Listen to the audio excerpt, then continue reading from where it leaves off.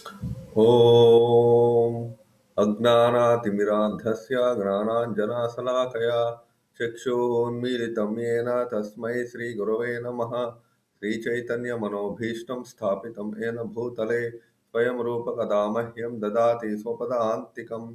वन्देऽहं श्रीगुरो श्रीयुतापदकमलं श्रीगुरून् वैष्णवांश्च श्रीरूपं साग्रजातं सहगणरघुनाथान्वितं तं सजीवं साद्वैतं सावधूतं परिजनसहितं कृष्णचैतन्यदेवं श्रीराधाकृष्णपादान् सहगणललिता श्रीविशाखान्वितांश्च।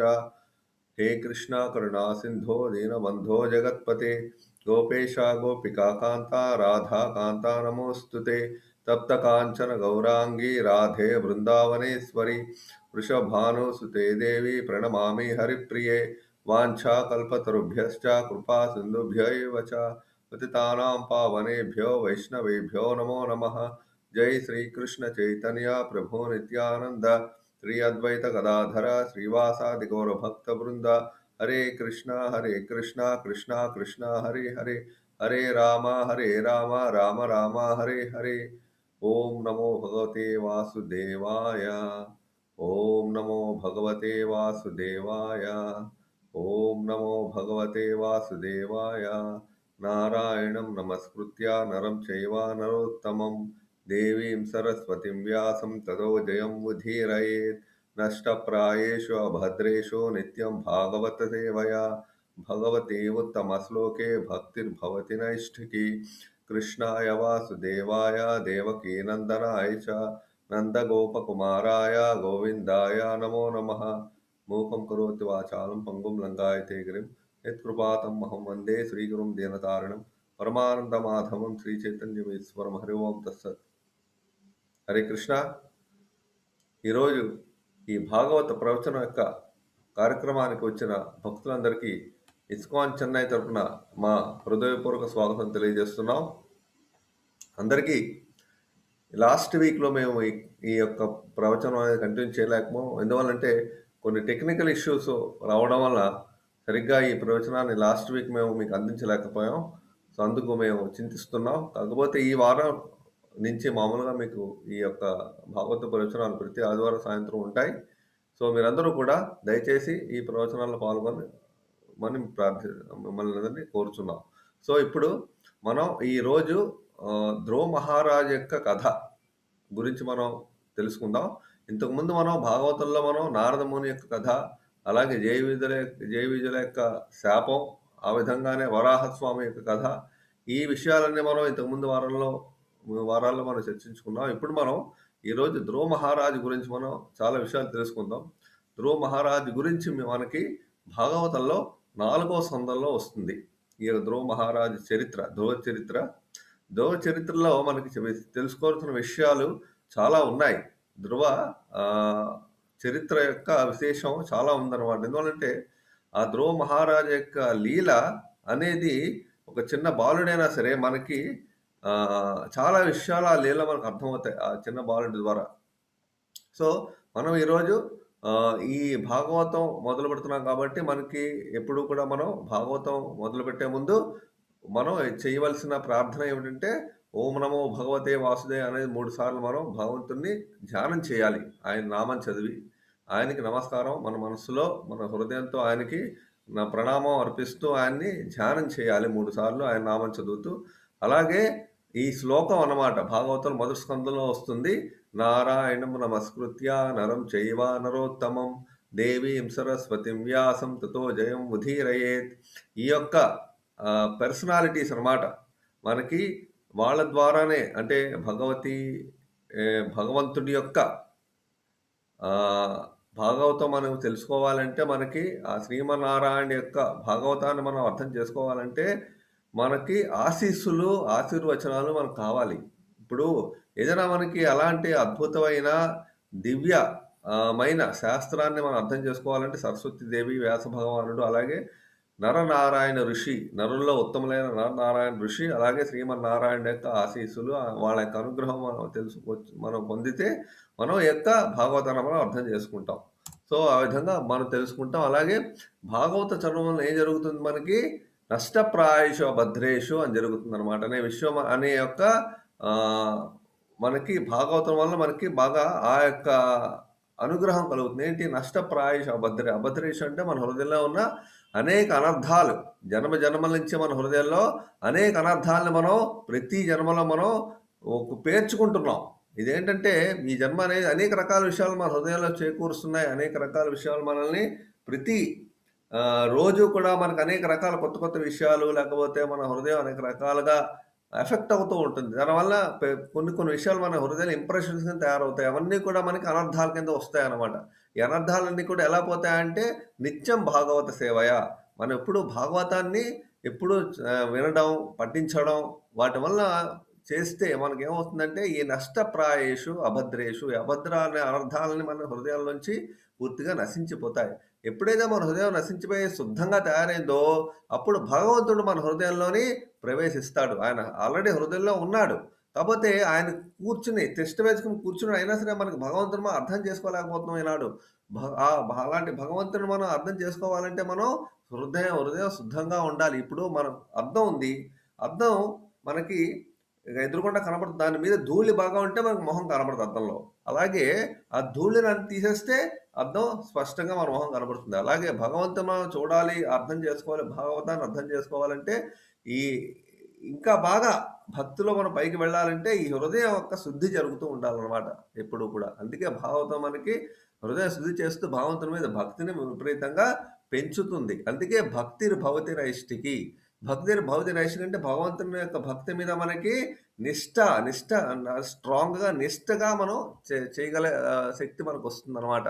అదే భాగవతం మనకి మన జీవితంలో ప్రవేశపెడుతుంది. అందుకే భాగవతాన్ని ఎప్పుడు మనం వినాలి, చదవాలి. భగవద్గీత, భాగవతం యొక్క పవర్ అలాంటిది. హరినామ జపం యొక్క పవర్ అలాంటిదనమాట. ఓకే.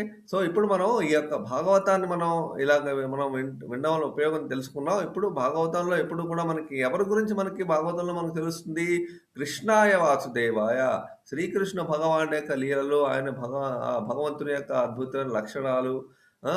అనేక రూపాల గురించి మనం తెలుసుకుంటాం. అనేక నామాలు, అనేక లీలల గురించి ఇప్పుడేం తెలుసుకుంటున్నాం? దేవకీ నందనాయచ ఆయన యొక్క నామాలనమాట. శ్రీకృష్ణ భగవానుడు దేవకీ నందన అంటారు.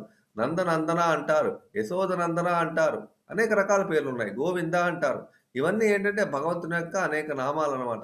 ఈ నామాల ద్వారా మనం ఎప్పుడైతే ఆయన్ని పిలుస్తామో భగవంతుడు ఆనందిస్తాడు. ఎందుకంటే భగవంతుడు ఎప్పుడూ భక్తులతో ఆయన్ని పిలవాలి ఎప్పుడు. భక్తుల యొక్క నామం వాళ్ళ భగవంతుని నామానికి జత చేర్చి మనం ఎప్పుడు పిలవాలన్నమాట. దేవకీ నందన, యశోద నందన, నందనందన అని పిలవాలన్నమాట. అప్పుడు ఆయనకి ఎప్పుడైతే భక్తులతో కలిపి ఆయన పిలిచామో అందుకే శ్రీకృష్ణుడు విపరీతంగా ఆనందాన్ని పొందుతాడు. అందుకే రాధా, కృష్ణ అని పిలుస్తాం. ఏదైనా సరే రాధారాణిని జత చేర్చి పిలుస్తాం. అలాగే యశోదమాత, నందమహారాజ్, అలాగే తన యొక్క తల్లిదండ్రులు, అలాగే పార్థసారథి అంటాం. అంతా అనగా పార్థుడు అంటే అర్జునుడు. అర్జునుడితో కలిపి పిలుస్తాం. ఈ విధంగా భగవంతుని ఎప్పుడు కూడా ఆయన యొక్క భక్తులతో మనం జత చేర్చి పిలుస్తాం. అప్పుడు ఏమవుతుంది ఆయనకి ఆనందాన్ని కలిగిస్తుంది. గోవిందుడు ఎప్పుడు ఆనందాన్ని పొందుతాడు. గోవిందుడు ఎప్పుడైతే గోవింద అంటే అర్థం ఏంటంటే ఆ గో అంటే ఇంద్రియాలు, అదే కాకుండా గో అంటే మన యొక్క ఇంద్రియాలతో పాటు ఆవులు కూడా అంటే ఆవు అనమాట. కౌ. అది కూడా మనకి గో అంటే ఒక అర్థం వస్తుంది. ఇంద్రియాలకి ఆనందాన్ని అలాగే మా ఆవులకి, గోవులకి ఆనందాన్ని ఇస్తాడు కాబట్టి గోవిందుడు. సో, ఈ విధంగా అందరికీ ఆనందాన్ని ఇచ్చేవాడు గోవిందుడనమాట. మన సృష్టిలో ఉన్న అన్ని జీవులకి ఆనందాన్ని ఇచ్చేవాడు ఆ గోవిందుడనమాట. సో, ఇప్పుడు మనం ఈ ధ్రువ మహారాజు యొక్క చరిత్ర ఈరోజు మనం మొదలుపెడుతున్నాం. ఈ ధ్రువ మహారాజు అంటే ధ్రువ మహారాజుకు ముందు తన తండ్రి ఉత్తానపాద ఎవరి కుమారుడు? స్వయంభూ మను యొక్క కుమారుడు. స్వయంభూ మను ఎక్కడి నుంచి వచ్చారాయన? బ్రహ్మ నుంచి ఉద్భవించారు. బ్రహ్మ నుంచే ఉద్భవించినప్పుడు ఫస్ట్ ఈ సృష్టి మొదట్లోని బ్రహ్మ సృష్టి మొదలుపెట్టినప్పుడు ఈ సృష్టిలో జీవులను ఉత్పత్తి చేయాలి అనుకుని ఆయన తలిచినప్పుడు ఆయన శరీరంలోంచి ఇద్దరొస్తారనమాట. స్వయంభూ మను, అది కాకుండా సత్రూప. అంటే ఒక పురుష శరీరం, ఒక స్త్రీ శరీరం 2 వస్తాయి.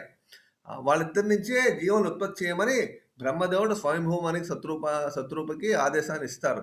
సో, ఈ బ్రహ్మదేవుడు యొక్క సృష్టి వలన పుట్టిన ఈ స్వయంభూమను శత్రూప అనేది వీళ్ళిద్దరూ ఇక ఫస్ట్ మనువులనమాట. అంటే బ్రహ్మకి ఒక్క రోజులో 14 మనువులుంటారు. ఈ 14 మనువుల్లో మనకి భాగవతంలో మనకి 14 మనువుల గురించి ప్రస్తావన వస్తుంది. ఈ 14 మనువుల యొక్క పేర్లు కూడా దాంట్లో ఉంటాయి. కాకపోతే ఫస్ట్ మనువు ఎవరంటే స్వయంభూ మనువు.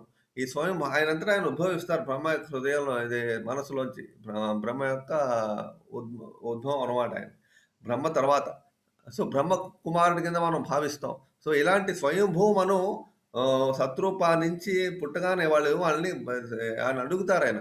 మీరు నా నుంచి జన్మించారు కాబట్టి మీరు జీవులను ఉత్పత్తి చేయాలి. మనుషుల్ని అన్నింటిని ఉత్పత్తి చేయాలని పిలుస్తారు. చెప్తారు. ఆదేశిస్తారు. అప్పుడు వాళ్ళిద్దరూ కూడా తండ్రి యొక్క ఆజ్ఞని వాళ్ళు ఒప్పుకొని అప్పుడు వాళ్ళు జీవుల ఉత్పత్తి మొదలుపెడతారు. అందుకే ప్రియవ్రత, ఉత్తానపాద, అకూతి, ప్రసూతి, దేవహూతి అనే ప్రియవ్రత, ఉత్తానపాద అనేది కుమారులు, అకూతి, ప్రసూతి, దేవహూతి అనే కుమార్తెలు వాళ్ళకి జన్మిస్తారు. వాళ్ళ దగ్గర నుంచి నెక్స్ట్ అలా చాలా జీవులు వాళ్ళని ఉత్పత్తి చేస్తారు. మెయిన్ కొన్ని పేర్లున్నాయిక్కడ. సో, ఈ యొక్క ఫస్ట్ కుమార్తెలు ఫస్ట్ అకూతి, ప్రసూతి, దేవహూతి అంటే ఇప్పుడు ఏంటంటే, ఈ దేవహూతి అంటే కపిల దేవుని యొక్క తల్లి. కపిలదేవుని యొక్క శ్రీకృష్ణ భగవానుడు అవతారమైన కపిలదేవుని యొక్క తల్లి కూడా దేవహూతి. స్వయంభూ మనువు యొక్క కూతురు ఆవిడ, కుమార్తె. సో, ఈ విధంగా ముగ్గురు కుమార్తెలు, ఇద్దరు కుమారులు ఆయనకి జన్మిస్తారు. ఆయనకు కుమారులు ఒకలైన ఉత్తానపాద యొక్క కుమారుడు ధ్రువ మహారాజు. ఉత్తానపాదకి ఇద్దరు కుమారులు. ఒకళ్ళు ఉత్తానపాదకి ఇద్దరు భార్యలు. ఆ ఇద్దరు భార్యలో ఒకళ్ళు సునీతి, ఒకళ్ళు సురుచి. ఒక సునీతి యొక్క కుమారుడు ధ్రువ మహారాజు, సురుచి కుమారుడు ఉత్తమ అనమాట. ఇప్పుడు మనం ఈ ధ్రువ మహారాజు యొక్క చరిత్రను మనం తెలుసుకుంటున్నాం. ఈ ధ్రువ మహారాజు పెద్ద కొడుకు యాక్చువల్‌గా. పెద్ద భార్య సునీతి కాబట్టి పెద్ద కొడుకుకి ధ్రువ మహారాజు జన్మిస్తాడు. ధ్రువ చరిత్ర మనకి ఏ విధంగా ఇక్కడి నుంచి ధ్రువ చరిత్ర మనకి అనేక సందేశాలను ఇస్తుంది భాగవతంలో. సో, ఈ ఫస్ట్ ఇక్కడ జరిగే విషయం ఏంటంటే, ధ్రువ మహారాజు పెద్ద భార్యకి కొడుకు, చిన్న భార్య యొక్క కొడుకు ఉత్తముడు. ఈ పెద్ద భార్యకు ధ్రువ మహారాజు ఒకసారి తండ్రి ఒడిలో కూర్చోవాలి, తండ్రి దగ్గరికి వెళ్ళి తండ్రి ఒడిలో కూర్చోవాలి అని ఒక విధమైన ఆయనకి తండ్రి మీద ఒక భావన కలిగి వెళ్తాడు. తండ్రి మీద ఒక తండ్రి యొక్క ప్రేమని, తండ్రి యొక్క అఫెక్షన్ పొందాలని వెళ్తాడు. వెళ్ళి ఆల్రెడీ రెండో కొడుకు కూర్చునుంటాడు. అంటే సురుచి యొక్క కొడుకు ఆల్రెడీ కూర్చునుంటాడు తండ్రి ఒడిలో. ఇతను కూడా వెళ్ళి కూర్చోవాలి అనుకుని వెళ్ళి కూర్చోడానికి ట్రై చేస్తూ ఉంటాడు. ట్రై చేస్తూ ఉంటే ఈ లోపల రెండో భార్య సురుచి వస్తుందనమాట. సురుచి వచ్చి ఏమంటుందంటే, నువ్వు నా యొక్క భర్త ఉత్తానపాద యొక్క ఒడిలో కూర్చోడానికి నీకు అర్హత లేదు అంటుంది. అంటే దాని అర్థం ఏంటి? నువ్వు రాకుమారుడివే అయినా సరే నీకు నా ఉత్తానపాద యొక్క ఒడిలో కూర్చోడానికి గానీ, సింహాసనం మీద కూర్చోగానికి గానీ నీకు అర్హత లేదు అని చెప్తుందనమాట. అంటే దాని అర్థం ఏంటి?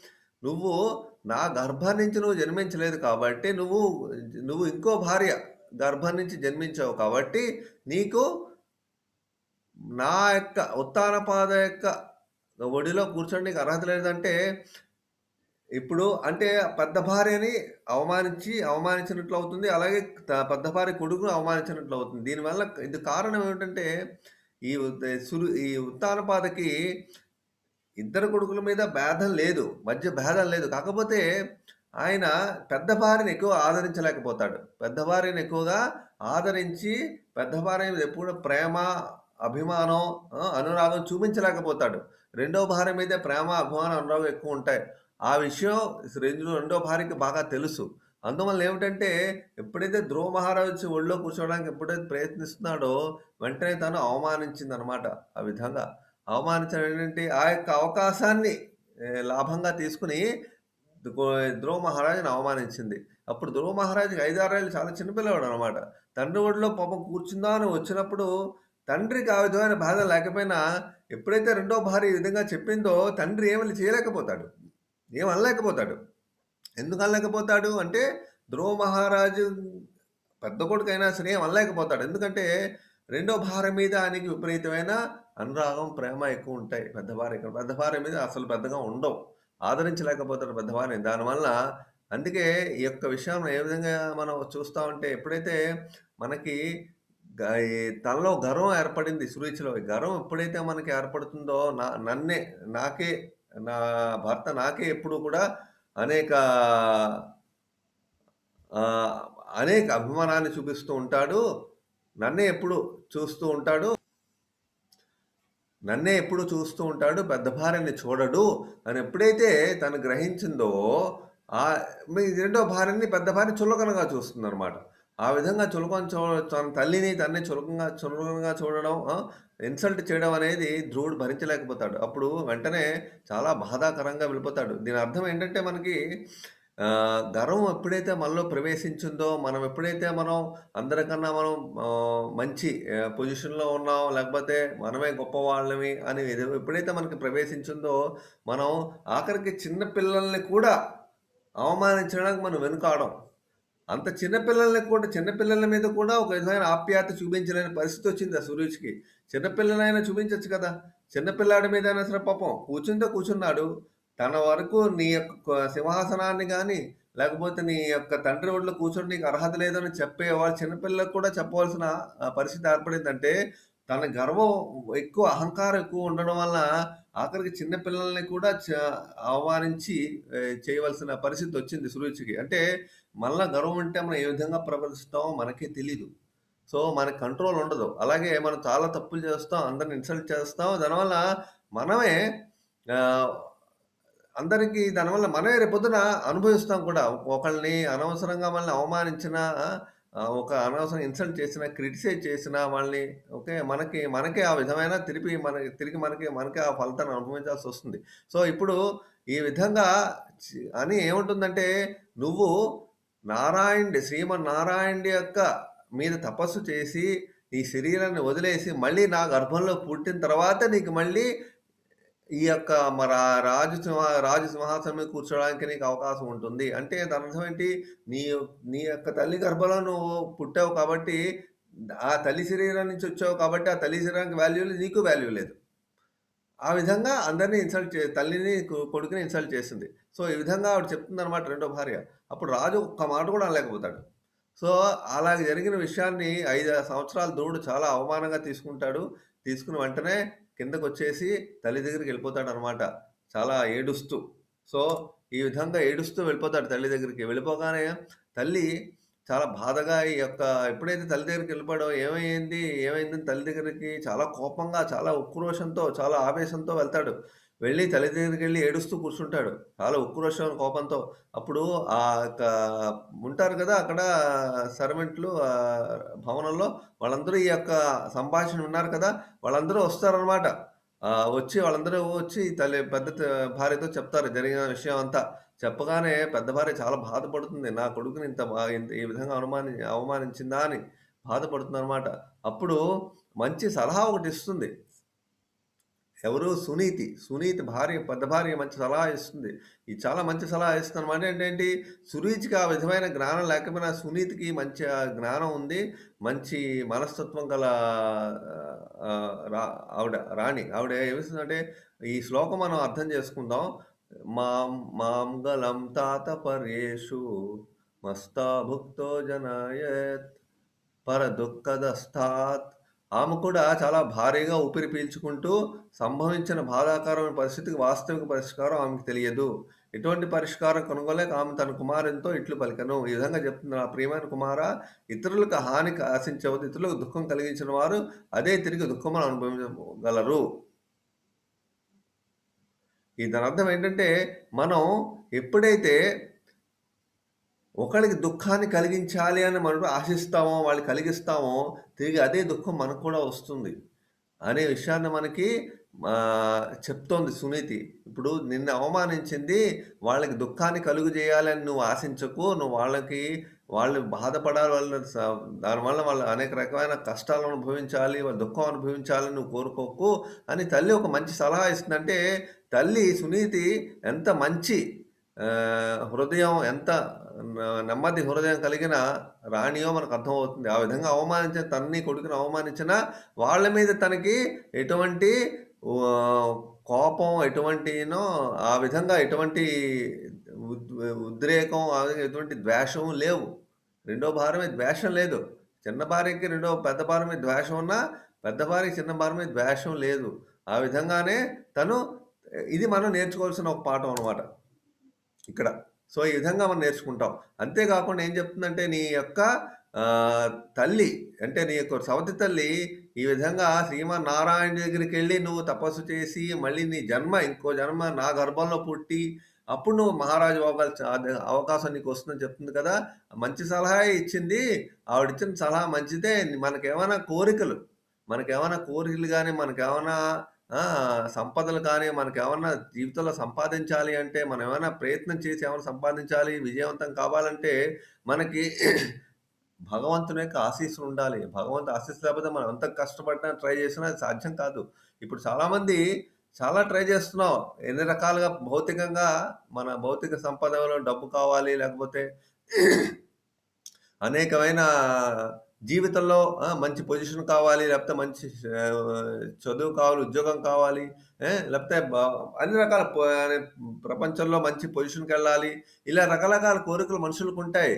మనకి ఎన్నున్నా సరే భగవంతుడు దాన్ని శాంక్షన్ చెబితే మనకేమి రాదు. సో, అందుకే భగవద్గీతలో కూడా ఒక శ్లోకం ఉంటుంది. దాని అర్థం ఏంటంటే, మనిషి ఏ వర్క్ ఒక కర్మ చేయడానికి ఫస్ట్ మనం జీవనం కర్మ చేయడానికి కర్మకి కావాల్సిన సామగ్రి, వస్తు సామగ్రి కావాలి. అలాగే కర్మ చేయడానికి మనలో ఉన్న శక్తి సామర్థ్యం కావాలి. అంటే మన యొక్క ఎఫర్ట్ అనమాట. అది కావాలి. ఈ 2 కాకుండా భగవంతుని యొక్క శాంక్షన్ కావాలి. మనం చేస్తాం. కానీ ఫలితం అనేది భగవంతుడి శాంక్షన్ లేకపోతే రాదు. సో, ఈ విధంగా భగవంతుడు ఇస్తే గాని మనకు రాదు. సో, ఈ విధంగా నువ్వు భగవంతుడు ఆధారపడి నువ్వు ఆయన్ని ట్రై చెయి. ఆయన్ని సంతృప్తిపరచడానికి ట్రై చేస్తే నీకు ఆటోమేటిక్‌గా భగవంతుని దయ వల్ల నీకు ఆ విధంగా భగవంతుని ఆశీస్సుల వల్ల నీకు కావాల్సిన కోరిక తీరుతుంది అని చెప్పి ఈ విధంగా సునీతి బోధిస్తుంది. అలాగే ఇప్పుడు తనకి ఎగ్జాంపుల్స్ కూడా చెప్తుంది. బోధించిన తర్వాత ఎగ్జాంపుల్స్ చెప్తుంది. ఏం చెప్తుంది ఆవిడ? మీకు నీ యొక్క ముత్తాత, నీ తాత వీళ్ళందరూ కూడా భగవంతుని సంతృప్తిపరిచి వాళ్ళ జీవితంలో వాళ్ళు పైకెళ్ళారు. లక్ష్యాన్ని సాధించారు. అంటే ఏంటి? మీ ముత్తాత అంటే ఎవరు? ధ్రువ మహారాజు యొక్క తండ్రి ఉత్తానపాద. ఉత్తానపాద యొక్క తండ్రి మను. స్వయంభూ మను అంటే ఏంటి? ధ్రువ మహారాజు స్వయంభూను తాత అవుతాడాయన.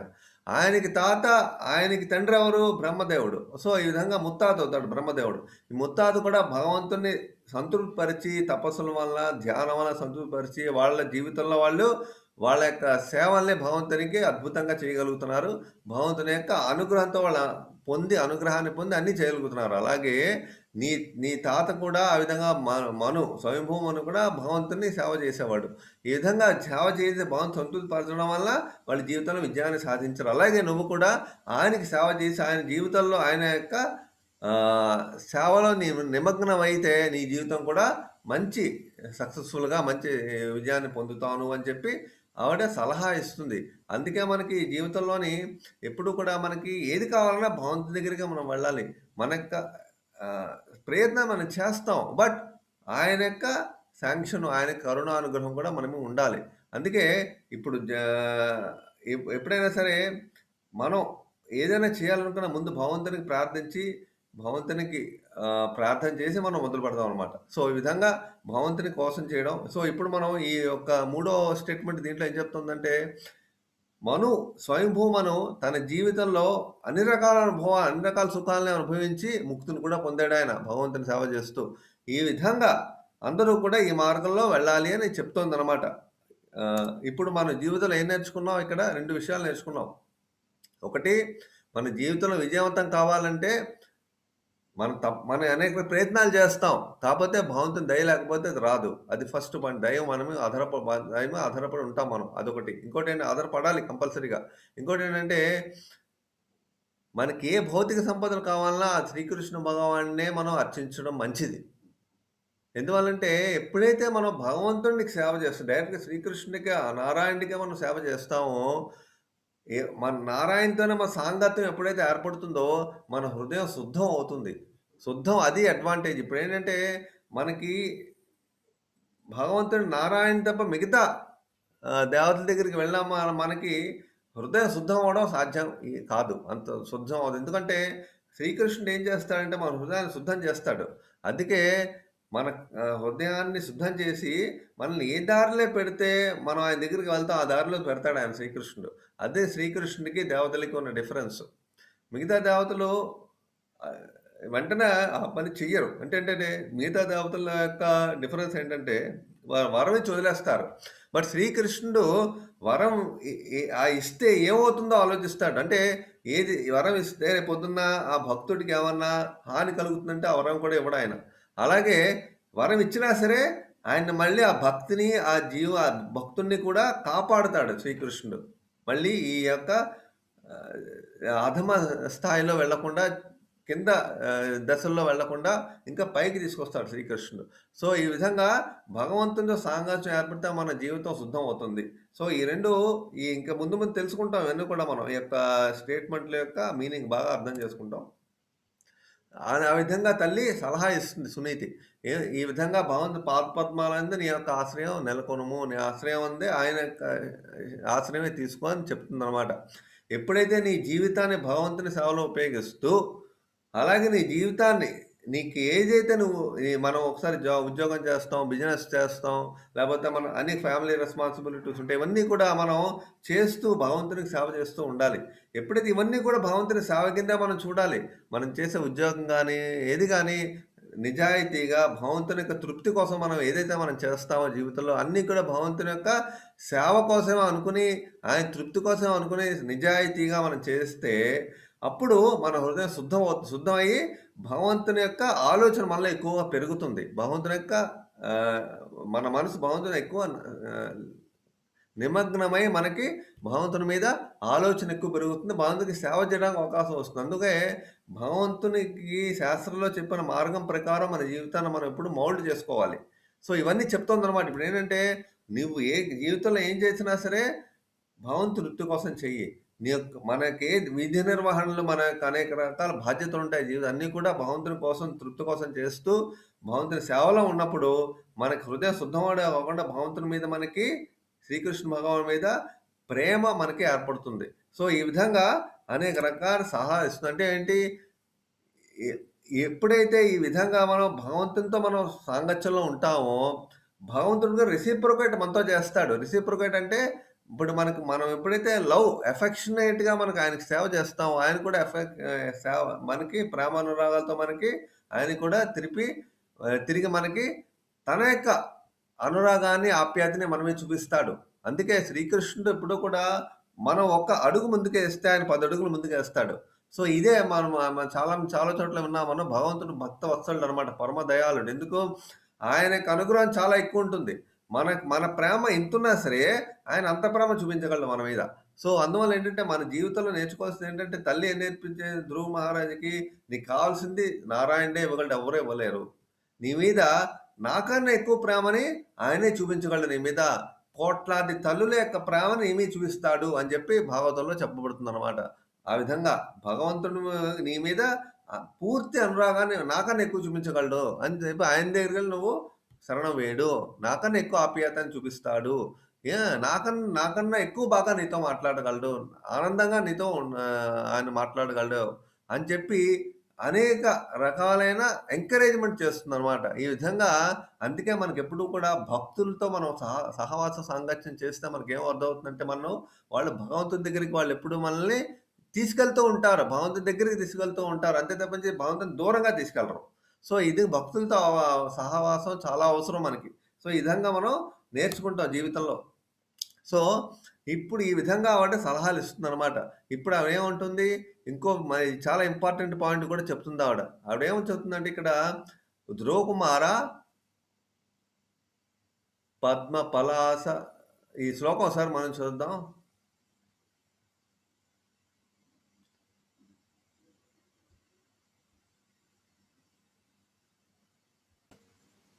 సో, ఇప్పుడు శ్లోకం ట్యూన్‌లో అంటే భాగవతంలో ఒక్కొక్క శ్లోకం కొన్ని శ్లోకాలు ఒక్కొక్క ట్యూన్‌లో ఒక్కొక్క రాగంలో పాడతారు. మనం కూడా ఈ శ్లోకం కొంచెం పెద్దదిగా ఉంటుంది కాబట్టి దీన్ని కొంచెం ట్యూన్‌లో పాడాలనమాట. నేనొకసారి ఈ ట్యూన్‌లో నేను పాడుతూ నేను చెప్తాను. మీరు కూడా నేను ఒక లైన్ చెప్పిన తర్వాత మీరు కూడా 2 ఒక 10, 15 సెకండ్లు టైమ్ గ్యాప్ ఇస్తాను. అప్పుడు మీరు కూడా ఈ శ్లోకాన్ని చదవచ్చు. నాణ్యం తతః పద్మపలాశలోచనాత్ నాణ్యం తత్తః పద్మపలాశలోచనాత్ దుఃఖాచ్చిదం తే మృగయామి కంచన దుఃఖాచ్చిదం తే మృగయామి కంచన యో మృగ్యతే హస్తగృహీత పద్మయా यो मृग्यते हस्तगृहीतपद्मया श्रियेतरैरङ्गविमृग्यमाणया श्रियेतरैरङ्गविमृग्यमाणया नान्यं ततः पद्मपलाशलोचनात् दुःखाच्चिदं ते मृगयामि कञ्चना यो मृग्यते हस्तगृहीतपद्मया శ్రియేతరైరంగవిమృగ్యమాణయా ధ్రువకుమార పద్మపలాశలోచనుడకు భగవానుడు తప్ప నీ దుఃఖమును శమింపజేయగలవారు ఇంకొకరు లేరు. బ్రహ్మాది దేవతలు లక్ష్మీదేవుని ప్రసన్నాలను చేసుకుని కోరుచుండగా పద్మపాణి అయి ఆమె ఎల్లప్పుడూ దేవదేవునికి సేవ చేయ సంశుద్ధురాలై ఉండును. ఈ శ్లోకం మనకేం చెప్తోంది? మనకి వచ్చిన దుఃఖాల్ని మన జీవితంలో శమింపజేయాలి, తీర్చాలి అంటే ఎవరు? ఆ పద్మలోచనుడైన ఆ భగవంతుడే తీర్చగలడు. ఇంకెవరు తీర్చలేరు అని చెప్తోంది. ఇది ఇది నిజం అన్నమాట ఇది. మనం మన జీవితంలో మనకేమన్నా దుఃఖాలొస్తే మనంతటా మనమే దాన్ని ట్రై చేస్తాం. ఆ దుఃఖాల్ని పోగొట్టుకోవడానికి. గానీ అది మనంత ట్రై చేసినా మనం అది మనకి రిజల్ట్ కనబడట్లేదు. మనమే చూడండి, మనం ఎన్నో రకాల జీవితం, ఎన్నో రకాల ప్రయత్నాలు చేసాం మనం హ్యాపీగా ఉండడానికి. కానీ అందరూ ఎవరు హ్యాపీగా లేరే. ఏదో రకాల ప్రాబ్లమ్ వస్తూనే ఉంది. లేకపోతే మనం అనుకున్న విషయాన్ని మనం సాధించలేకపోతున్నాం. ఎందుకంటే భగవంతుడు చాలామంది ప్రపంచంలో భగవంతునే శరణం వేడితే మనకి లభిస్తుంది తప్పించి మనం ఎంత కష్టపడ్డా మనకు రాదు. ఇప్పుడు ప్రపంచంలో ఎన్నో రకాల ఘోరాలు, ఎన్నో రకాల ఆహ్, ఆహ్, ప్లాన్‌లు జరుగుతున్నాయి. హ్యాపీగా ప్రపంచంలో అందరిని ఉంచడానికి గవర్నమెంటు, అలాగే రకాల యునైటెడ్ నేషన్ ఆర్గనైజేషను అనేక రకాల దేశాలన్నీ అనేక రకాల ప్లాన్‌లు చేస్తున్నాయి. బట్ ఎంతమంది ఎవరు హ్యాపీగా లేరే. ఎందుకంటే అసలైన లింక్‌ని మనం వదిలేస్తున్నాం. రూట్ కాజ్ అనమాట. మూలాన్ని వదిలేసి మనం ఎక్కడి నుంచే మనకి ఆనందం వస్తుందో అక్కడిని పట్టుకుంటే మనం ఆనందంగా ఉంటాం. మన దుఃఖాన్ని వదిలేసి ఆనందంగా దుఃఖాన్ని పోగొట్టుకొని ఆనందంగా ఉంటాం. శ్రీకృష్ణ భగవానుడే సర్వ ఆనందములకు మూలము. శ్రీకృష్ణ భగవానుడే సర్వ ఆనందములకు మూలమని భాగవతం చెప్తోంది. సో, ఈ విధంగా సచ్చిదానంద విగ్రహ శ్రీకృష్ణ భగవానుడు అన్ని ఆనందాలు ఆయనలోనే ఉన్నాయి. సో, ఆనందం ఎక్కడుందో అక్కడికి వెళ్లి మనం పట్టుకోవాలి. సో, ఈ విధంగా ఎక్కడైతే మనం పట్టుకుంటామో ఆయన దగ్గరికి వెళ్ళినప్పుడు మనకి దుఃఖం అనేది మనకి పోతుందనమాట. సో, ఈ విధంగా ఆయన దగ్గరికి వెళ్లి ఆనందాన్ని పొందే, ఆయన అనుగ్రహం పొందాలని లక్ష్మీదేవి కూడా ఆయన దగ్గరికే వెళ్తోంది. లక్ష్మీదేవి కూడా ఆయన దగ్గరికే వెళ్తోంది. ఆయనకి సేవ చేస్తూ ఆనందాన్ని పొందాలని. సో, ఇప్పుడు ఆయనకి సేవ లక్ష్మీ ఇప్పుడు కొంతమంది ఆ శ్లోకం మనకేం చెప్తుంది శ్లోకం? దేవతలు కూడా లక్ష్మీదేవికి ప్రసన్నం, అనుగ్రహం నా మీద కలగాలి, లక్ష్మీదేవికి అనుగ్రహం నా మీద కలగాలని కోరుకుంటూ ఉంటారు. దేవతలందరూ కూడా. ఇప్పుడు కొంతమంది మనం కూడా చూస్తూ ఉంటాం. లక్ష్మీదేవి అనుగ్రహం కలగాలని మనం పూజలు చేస్తూ ఉంటాం. లక్ష్మీదేవి అనుగ్రహం అయితే మనకు బోలెడు ధనం, సంపద, అనేక రకాల భాగ్యం జీవితంలో వస్తుందని. కానీ లక్ష్మీదేవి యొక్క భాగ్యం మనం కోరుకుంటాం తప్పించి పక్కన నారాయణ్‌ని మనం వదిలేస్తాం. సో, శ్రీమన్నారాయణ, లక్ష్మీనారాయణని మనం పూజిస్తే ఆటోమేటిక్‌గా మనం లక్ష్మి మనతోనే ఉంటుంది. ఇప్పుడు నారాయణ్‌ని మనం పూజిస్తే ఆటోమేటిక్ లక్ష్మి కూడా మనతోనే ఉంటుంది. ఆ విధంగా నారాయణ్‌ని పూజించాలి తప్పించి ఈ విధంగా లక్ష్మీదేవిని పట్టుకొని నారాయణ్‌ని వదిలేస్తే లక్ష్మి ఇప్పుడు చంచలం. మన దగ్గర ఎప్పుడు ఉండదు. ఆవిడ వెళ్ళిపోతుంది ఆవిడ. సో, మన దగ్గర ఉన్నట్టు అనిపిస్తుంది. మనది కొంతమంది వాళ్ళ కర్మ ప్రకారం వాళ్ళకి జీవితంలో అనేక ధనం, అనేక సంపద, అనేక భోగభాగ్యాలు వస్తాయి. అది వాళ్ళ కర్మ ప్రకారం వస్తాయి. పూర్వజన్మ కర్మ ప్రకారం. వాళ్ళకి లక్ష్మి వాళ్ళ దగ్గర ఉందని అనుకుంటారు. కాకపోతే వాళ్ళ కర్మ ప్రకారం ఈ జన్మలో వచ్చే జన్మలో పోతుంది కూడా అది. సో, అది ఉండదు. సో, లక్ష్మీదేవి ఎప్పుడు మన దగ్గర ఉండాలంటే నారాయణతో మనం ఉంటే లక్ష్మి ఆటోమేటిక్‌గా మనతో ఉంటుందనమాట. సో, ఈ విధంగా మనం నారాయణుడి సేవ చేస్తే లక్ష్మీ అనుగ్రహం ఆటోమేటిక్‌గా మన మీద వస్తుంది. సో, దేవతలందరూ కూడా లక్ష్మీదేవిని ఇప్పుడు భాగవత శ్లోకం ఇలా చెప్పబడిందనమాట. సో, ఇప్పుడు మనం ఏ విధంగా మనం అర్థం చేసుకుంటే దీంట్లో చాలా విషయాలు మనం తెలుసుకుంటాం. సో, ఇంకో విషయం మనమేంటంటే, ఈ ఈ శ్లోకంలో పద్మ పలాశలోచన అని శ్రీకృష్ణ భగవాన్ని కీర్తించడం జరిగింది. పద్మ పలాశలోచన అంటే, ఇప్పుడు మనం చూడండి, ఎప్పుడైనా మనం అలసిపోయామనుకోండి జీవితంలో విపరీతంగాను, అలసిపోతే మనకేం జరుగుతుంది? విపరీతమైన అలసట వస్తుంది. ఏ నిరాశ మనకి విపరీతమైన అలసట అన్నీ వస్తాయి. ఎప్పుడైతే మనం ఆనందకరమైన ఒక విషయాన్ని, ఒక వస్తువుని చూసామనుకోండి, మనం ఆనందపడతాం. ఇమ్మీడియేట్‌గా మనసు హ్యాపీగా ఫీల్ అవుతుంది. ఎప్పుడైతే పద్మాన్ని చూసి అందమైన పద్మాన్ని చూడగానే మనకి ఆనందాన్ని కలుగుతుంది. అందమైన పద్మాన్ని ఎప్పుడైతే అలసటగా ఉన్న మనిషి ఎప్పుడు అందమైన పద్మాన్ని ఒక నదిలో చూసాడనుకోండి, లేకపోతే అందమైన పద్మాన్ని ఎక్కడైనా చూస్తే ఆహ్లాదంగా అనిపిస్తుంది. అలాంటి పద్మాన్ని ఎప్పుడు లక్ష్మీదేవి అలాంటి పద్మాన్ని ఎప్పుడు నారాయణుడు తన చేతిలో కలిగుంటాడు. ఎందుకంటే నారాయణ ముఖారవిందాన్ని ఎప్పుడైతే చూస్తామో మనం ఆటోమేటిక్‌గా మనం అతి ఉన్నతమైన ఆనందాన్ని పొందుతాం. ఎప్పుడైతే ఈ ఆ యొక్క శ్రీకృష్ణ భగవానుడి యొక్క ముఖారవిందం ఎలా ఉంటుందంటే పద్మలోచన. ఆ! ఆయన ముఖం కూడా పద్మంలా ఉంటుంది. శ్రీకృష్ణ భగవానుడి ముఖం కూడా పద్మంలా ఉంటుంది. అలాగే ఆయన యొక్క కళ్ళు అంటే నయనాలు కళ్ళు 2 కూడా పద్మ యొక్క తామర పువ్వు రేకుల్లా ఉంటాయి. చాలా అందంగా ఉంటాయి. ఎప్పుడైతే ఆ శ్రీకృష్ణ భగవానుడి యొక్క ముఖారవిందాన్ని, ఆ నారాయణ యొక్క స్వరూపాన్ని, శ్రీకృష్ణ స్వరూపాన్ని చూస్తే ఆటోమేటిక్‌గా మనకి దుఃఖం నుంచి బయటకొచ్చేస్తాం మనం. సో, ఈ విధంగా భగవంతునితో ఎప్పుడైతే సాంగత్యం ఉన్నామో మనం ఆనందంగా ఉంటాం. భగవంతుడిని వదిలేసామంటాం మళ్ళీ దుఃఖాలే మొదలవుతాయి జీవితంలో. అందుకే ఈ యొక్క శ్లోకం మనకేం చెప్తుందంటే ఇక్కడ, ఎప్పుడైతే పద్మ పలాశలోచన అలాంటి అలాంటి కన్నులు, అలాంటి ముఖారవిందం ఉన్న పద్మ పలాశలోచన ఆ శ్రీమన్నారాయణని ఎప్పుడైతే మనం చూస్తామో, ఎప్పుడైతే చూడండి కృష్ణుడిని చూడగానే మనకే తెలుస్తుంది. ఇప్పుడు మనం తిరుపతి వెళ్తున్నాం. తిరుపతి వెళ్లి అక్కడ గోవిందుడిని దర్శనం చేసుకుంటున్నాం. గోవిందా, గోవిందా అనుకుంటాం. ఎప్పుడైతే మనం అందరితో పాటు గోవిందా, గోవిందా అనుకుంటున్నామో, ఎప్పుడైతే ఆ విగ్రహం తిరుపతిలో దర్శనం చేసుకోవడానికి మనం ఎప్పుడైతే వెళ్తున్నామో, ఎప్పుడైతే ఆయన దగ్గరికి వెళ్ళామో మనం అన్నీ మర్చిపోతామా లేదా? ఆ ఒక్క 10 సెకండ్లు, 20 సెకండ్లు, 5 సెకండ్లు మనకి ఏమి గుర్తుండదు. అవునా కదా? ఒక్కసారి ఆయన చూడగానే ఆయన యొక్క ఆధ్యాత్మిక ఆ యొక్క ఆహ్, మనసు ఆయన మీద వెళ్ళిపోతుంది. ఆధ్యాత్మికంగా వెళ్ళిపోయి మనం ఒక 10 సెకండ్‌లో, ఒక నిమిషం మనం మర్చిపోతాం. మర్చిపోయి మళ్ళీ బయటికొచ్చాక మనకు అన్నీ గుర్తొస్తాయి. ఎందువల్లంటే భగవంతుడిని చూడగానే మనకు ఆటోమేటిక్‌గా ఆ యొక్క భక్తి మనలో ఆటోమేటిక్‌గా వస్తుంది. ఆయనకి అట్రాక్షన్ అన్నమాట. గోవిందుడికి అట్రాక్షన్ అది. ఇప్పుడు అందుకే చెప్తోంది. సునీతి ఆవిడ. తల్లి ఏం చెప్తుందంటే, అందరూ ఆయనకే సేవ చేయడానికెళ్తున్నారు. లక్ష్మీదేవి కూడా ఆయనకే సేవ చేయడానికెళ్తున్నారు. దేవతలు లక్ష్మీదేవి అనుగ్రహం కోరుకుంటున్నారు. బట్ ఆయన లక్ష్మీదేవి కూడా ఆయనకి అనుగ్రహాన్ని కోరుకుంటోంది. ఈ విధంగా చెప్తున్నారనమాట.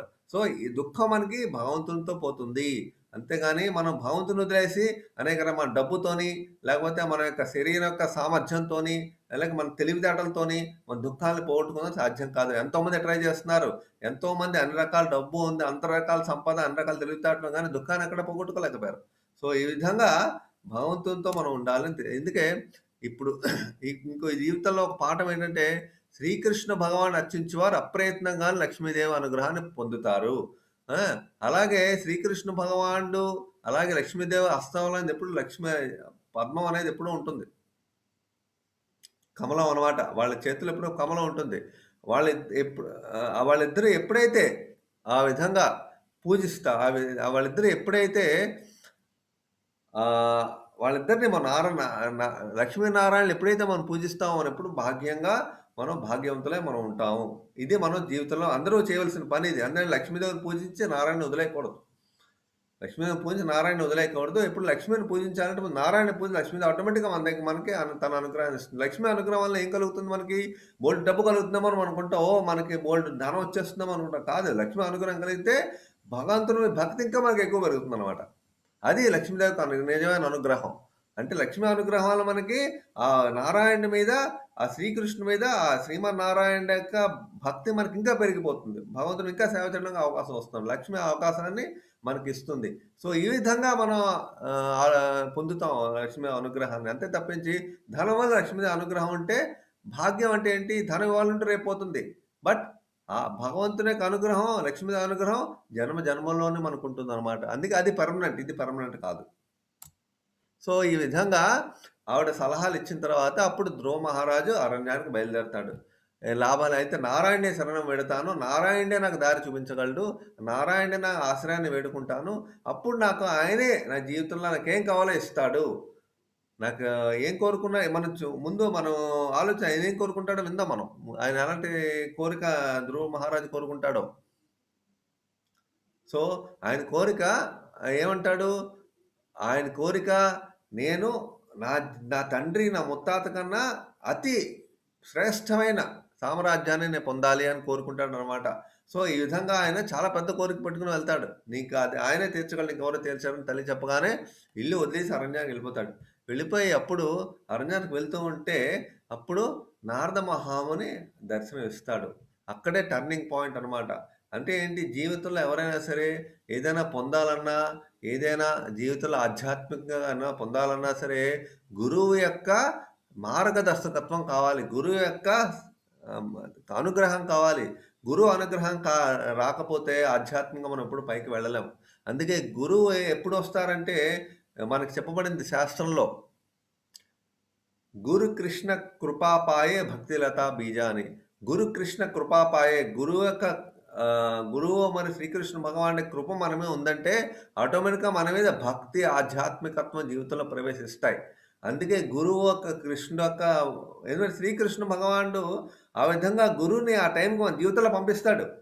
శ్రీకృష్ణ భగవానుడే తేషాం సతతయుక్తానాం భజతాం ప్రీతిపూర్వకం దదామి బుద్ధియోగంతం ఏ నమా ఉపయాంతి అని శ్రీకృష్ణ భగవానుడు భగవద్గీతలో చెప్పినట్టు ఏ విధంగా పంపిస్తాడంటే ఎవరైతే నా గురించి నా గురించి ఎప్పుడైతే ఆలోచిస్తూ ఉంటారో ఎవరికైతే ఆ విధంగా ఆహ్, నా గురించి ఎప్పుడైతే మనసులో ఆలోచిస్తూ ఉంటారో వాళ్ళకి సరైన మార్గంలో ఉంచడానికి నేను వాళ్ళని డైరెక్ట్ చేస్తాను. వాళ్ళని ఆ యొక్క బుద్ధి యోగాన్ని, ఆ యొక్క బుద్ధిని, ఆ యొక్క పరిస్థితుల్ని కల్పిస్తాను అంటాడాయన. సో, ఈ విధంగా ఎప్పుడైతే ధ్రువుడెళ్తున్నాడో, ధ్రువుడు సరైన మార్గంలో పెట్టడానికి ఆయన పంపిస్తాడు నారద మహాముని. నారద మహాముని ధ్రువుడికి ప్రత్యక్షమవుతాడు. ప్రత్యక్షం అయ్యి నారద మహామునికి అంతకుముందు తన సవతి తల్లితోనే, తన తల్లితో జరిగిన సంభాషణ అంతా నారద మహామునికి తెలుసు. ఎలా తెలుస్తుంది? ఆయనెప్పుడు ఆ సంభాషణలో లేడే లోపల. ఇప్పుడే వచ్చాడుగా నారద మహాముని. ఆయనకెలా తెలుస్తుంది? ఆయన త్రికాలజ్ఞ. ఆయనకి భూత, భవిష్యత్, వర్తమానం మొత్తం ఆయనకి తెలుసు. ఎందుకంటే ధ్రువుడు ఏం కోరుకుంటున్నాడో కూడా నారద మహామునికి తెలుసు. ఇంతకుముందు వాళ్ళ వాళ్ళ భవనాలు, రాజభవనంలో జరిగిన కథంతా ఆయనకి తెలుసు. ఆయన ఆయన వెంటనే ధ్రువ మహారాజు కోరిక కూడా తెలుసు కాబట్టి, ఏది చేసే ధ్రువ మహారాజుకి ఆ కోరిక లభిస్తుందో కూడా ఆయనకి తెలుసు. సో, అందువల్ల ఆయన త్రికాలజ్ఞ అనమాట. సో, ఏదో నారద మహాముని ఎప్పుడైతే ప్రత్యక్షమయ్యారో అప్పుడు ఎప్పుడు అప్పుడు ధ్రువ మహారాజు చాలా చిన్న పిల్లవాడు కదా! చిన్న పిల్లవాడంటే ఏమనిపిస్తుంది? ఎవరైనా చిన్న పిల్లవాడిని చూడగానే, "బాబు నువ్వు ఇంత ఇక్కడ ఇక్కడ ఏం చేస్తున్నావు? ఏం చేస్తున్నావు? ఎందుకున్నావు? ఏమిటని" అని క్వెషన్‌లు వేస్తారు. అప్పుడు కానీ నారద మహాముని డైరెక్ట్‌గా అంటాడాయన. ఏమంటారంటే, ఇంకేం క్వెషన్‌లు వేయరిక్కడ. నారద మహాముని జనరల్‌గా "నువ్వెవరు? ఏం చేస్తున్నావు? ఎందుకు ఇక్కడున్నావు?" అని క్వెషన్‌లు వేయకుండా డైరెక్ట్‌గానే ధ్రువ మహారాజుతోని, "నువ్వు చాలా చిన్న బాలుడివి. నీ తల్లి చేసిన అవమానంకి నువ్వు ఇలా బయటకొచ్చావు. నువ్విలా రాకూడదు. నువ్వు చాలా చిన్న పిల్లవాళ్ళు ఇలాంటి చిన్న చిన్న అవమానాలకి ఎంత ప్రభావితం కాకుండా ఉండాలి. అంతేగాని దీన్ని నువ్వు ఎక్కువగా సీరియస్‌గా తీసుకొని దీనివల్ల నువ్వంత అవమానపడి ఇలా ఇల్లు వదిలి బయటకొచ్చి ఏదో అరణ్యానికెళ్ళిపోతాను అని చెప్పడం వల్ల ఇంత చిన్నతనంలో నువ్వు చేయవలసిన పని కాదు అని చెప్పి అనేక రకంగా బోధిస్తాడు నారద మహాముని. అంటే ఏంటంటే ఎప్పుడు కూడాను ఆహ్, మనకి మన జీవితంలోని ఒక దుఃఖం గాని, సుఖం గాని కలుగుతున్నాయంటే అవి మన పూర్వజన్మల ఫలం అన్నమాట. ఇప్పుడు మన అవమానాలు గాని, గౌరవాలు గాని ఈ జన్మలో మనకు కలుగుతున్నాయంటే మనకి మన పూర్వజన్మల యొక్క కర్మల యొక్క ఫలమే ఇప్పుడు మనకు ఆ విధంగా మనకి వస్తుందన్నమాట ఈ జన్మలో. అందువల్ల మనకి ఈ జన్మలో ఏ గౌరవం, ఏ అపమానం గాని, గౌరవం గాని జరిగినా సరే మనం దాని గురించి ఎప్పుడు ఎక్కువ పట్టించుకోకూడదు. ఎందుకంటే మన పూర్వజన్మల యొక్క ఫలితం ఇప్పుడు వస్తుంది కాబట్టి అవమానం వస్తే భరించవలసిందే తప్పదు. సో, ఈ విధంగా మనకి ధ్రువుడు యొక్క పరిస్థితి బట్టి నారద మహాముని తనకి సలహా ఇస్తాడు. "నువ్వు చిన్న పిల్లవాడివి. నీకు జరిగిన అవమానానికి పెద్దగా పట్టించుకోను. నువ్వు చిన్న ఆడుకోవాలి నువ్వు ఈ టైంలో. అంతేగాని ఇలా పంతంగా పోయి అవమానం పడిపోయినట్టు భావించి, నువ్వు అరణ్యానికి వెళ్ళిపోయి, నువ్వేదో సాధిస్తాను అంత కోపంగా అది చేయవలసిన అవసరం లేదు అని చిన్న పిల్లవాడిగానే బోధిస్తారనమాట.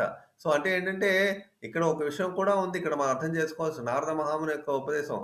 ఇప్పుడు ఎప్పుడైనా భగవంతుడు ఒక మనం శ్రద్ధగా చాలా సీరియస్‌గా ప్రాక్టీస్ చేస్తుంటే మన శ్రద్ధ ఎంతవరకు ఉందో కూడా గురువు ఒకసారి టెస్ట్ చేస్తూ ఉంటాడాయన. మనం నిజంగా అంత పట్టుదలగా ఉన్నామా? లేకపోతే మామూలుగా ఏదో సీరియస్‌గా లేకుండా ఉన్నామా? అని ఒక చిన్న టెస్ట్ లాంటిదనమాట ఇది. సో, నారద మహాముని ఈ విధంగా చిన్న పిల్లవాడికి చెప్తాడనమాట. ఇప్పుడు మనం ఒక పాయింట్ ఏం నేర్చుకుంటున్నామంటే, మనం చేసిన పూర్వజన్మల పనుల వలన మనకి నెక్స్ట్ జన్మలో గాని, ఈ జన్మలో గాని మనకి మన గౌరవాలు గాని, మన అవమానం గాని అలాంటి పరిస్థితులు క్రియేట్ అవుతాయి ఆటోమేటిక్‌గా. దానివల్ల మనం దాని గురించి మనం దుఃఖం పడిపోయి, బాధపడిపోయి, లేకపోతే బావుందని ఆనందపడిపోయి, ఈ విధంగా మనం ఉన్నప్పుడు ఎప్పుడైనా ఆనందంగా బావుండే పరిస్థితి ఆనందంగా ఉంటాం. చెడుగా ఉండే పరిస్థితి దుఃఖంగా ఉంటాం. ఇలా రెండిటికి ఇలా మనం కొట్టుమిట్టాడుతుంటాం జీవితం అంతా. అలా కాకుండా ఇవన్నీ కూడా మనకు పూర్వజన్మలో వస్తున్నాయి కాబట్టి, రెండిటికి మనం సమానంగా చూడగలిగే మనస్తత్వాన్ని మనం పెంచుకోవాలి. అందుకే నారద మహాముని ఉపదేశం అన్నమాట మనకిది. ఈ విధంగా ఈ శ్లోకం మనకి 28వ శ్లోకం మనకి చెప్తోంది.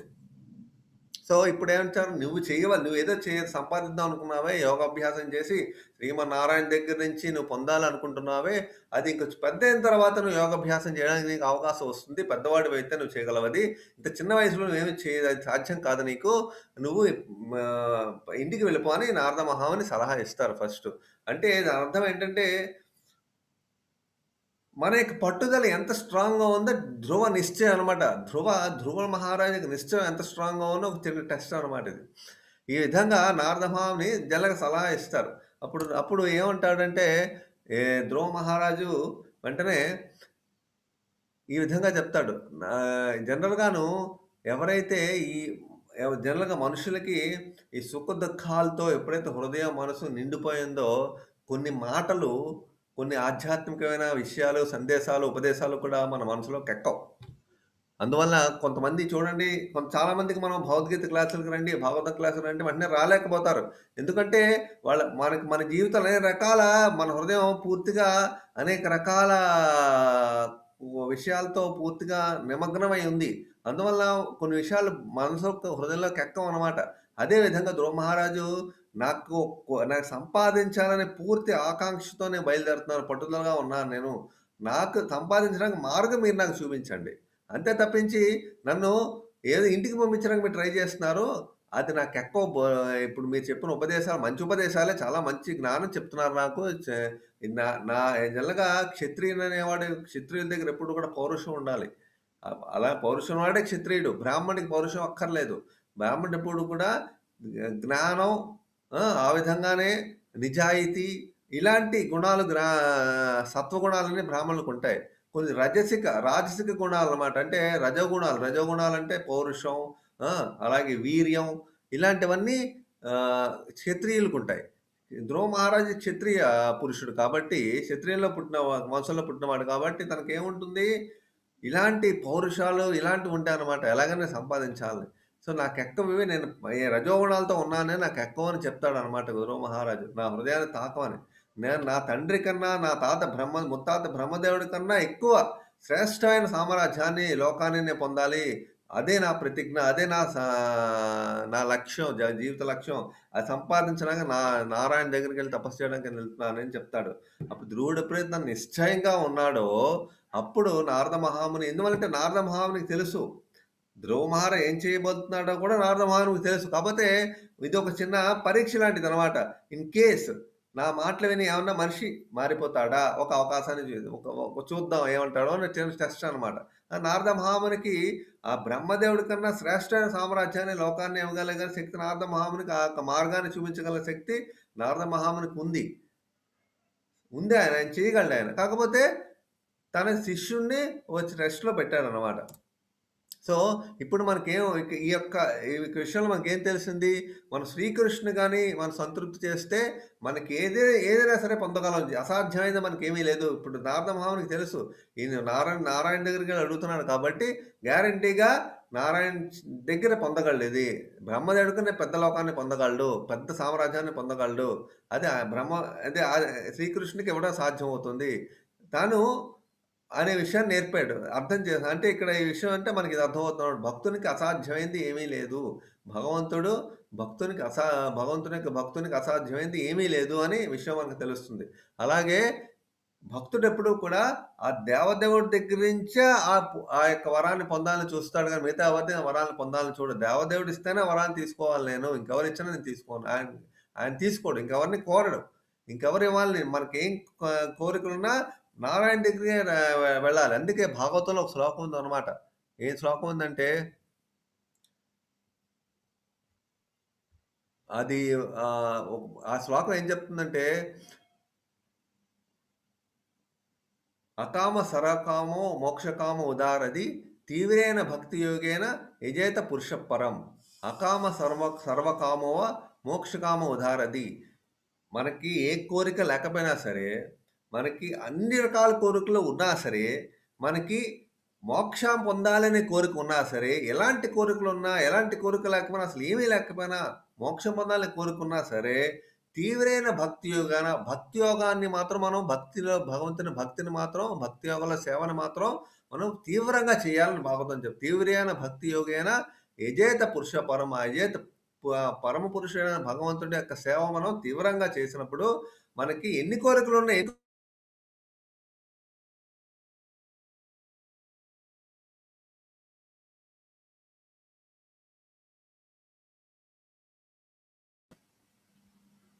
సో ఈ విధంగా మనం ఏం అర్థం చేసుకుంటున్నాం ఇక్కడ, భగవంతుడు ఇస్తే మాత్రమే మనం తీసుకోవాలి. అంతే తప్పించి భగవంతుడు ఇవ్వలేకుండా మనం తీసుకున్నా మనకి అది సరిగ్గా మనకి అందుబాటులోకి రాదు. సరిగ్గా మనకి అదే ఉపయోగం కూడా కాదు. ఆయన ఇచ్చాడు అనుకోండి, ఆయన ఇవ్వడం ద్వారా ఆయన ఇచ్చిన దాన్ని మనం కాపాడుతాడు.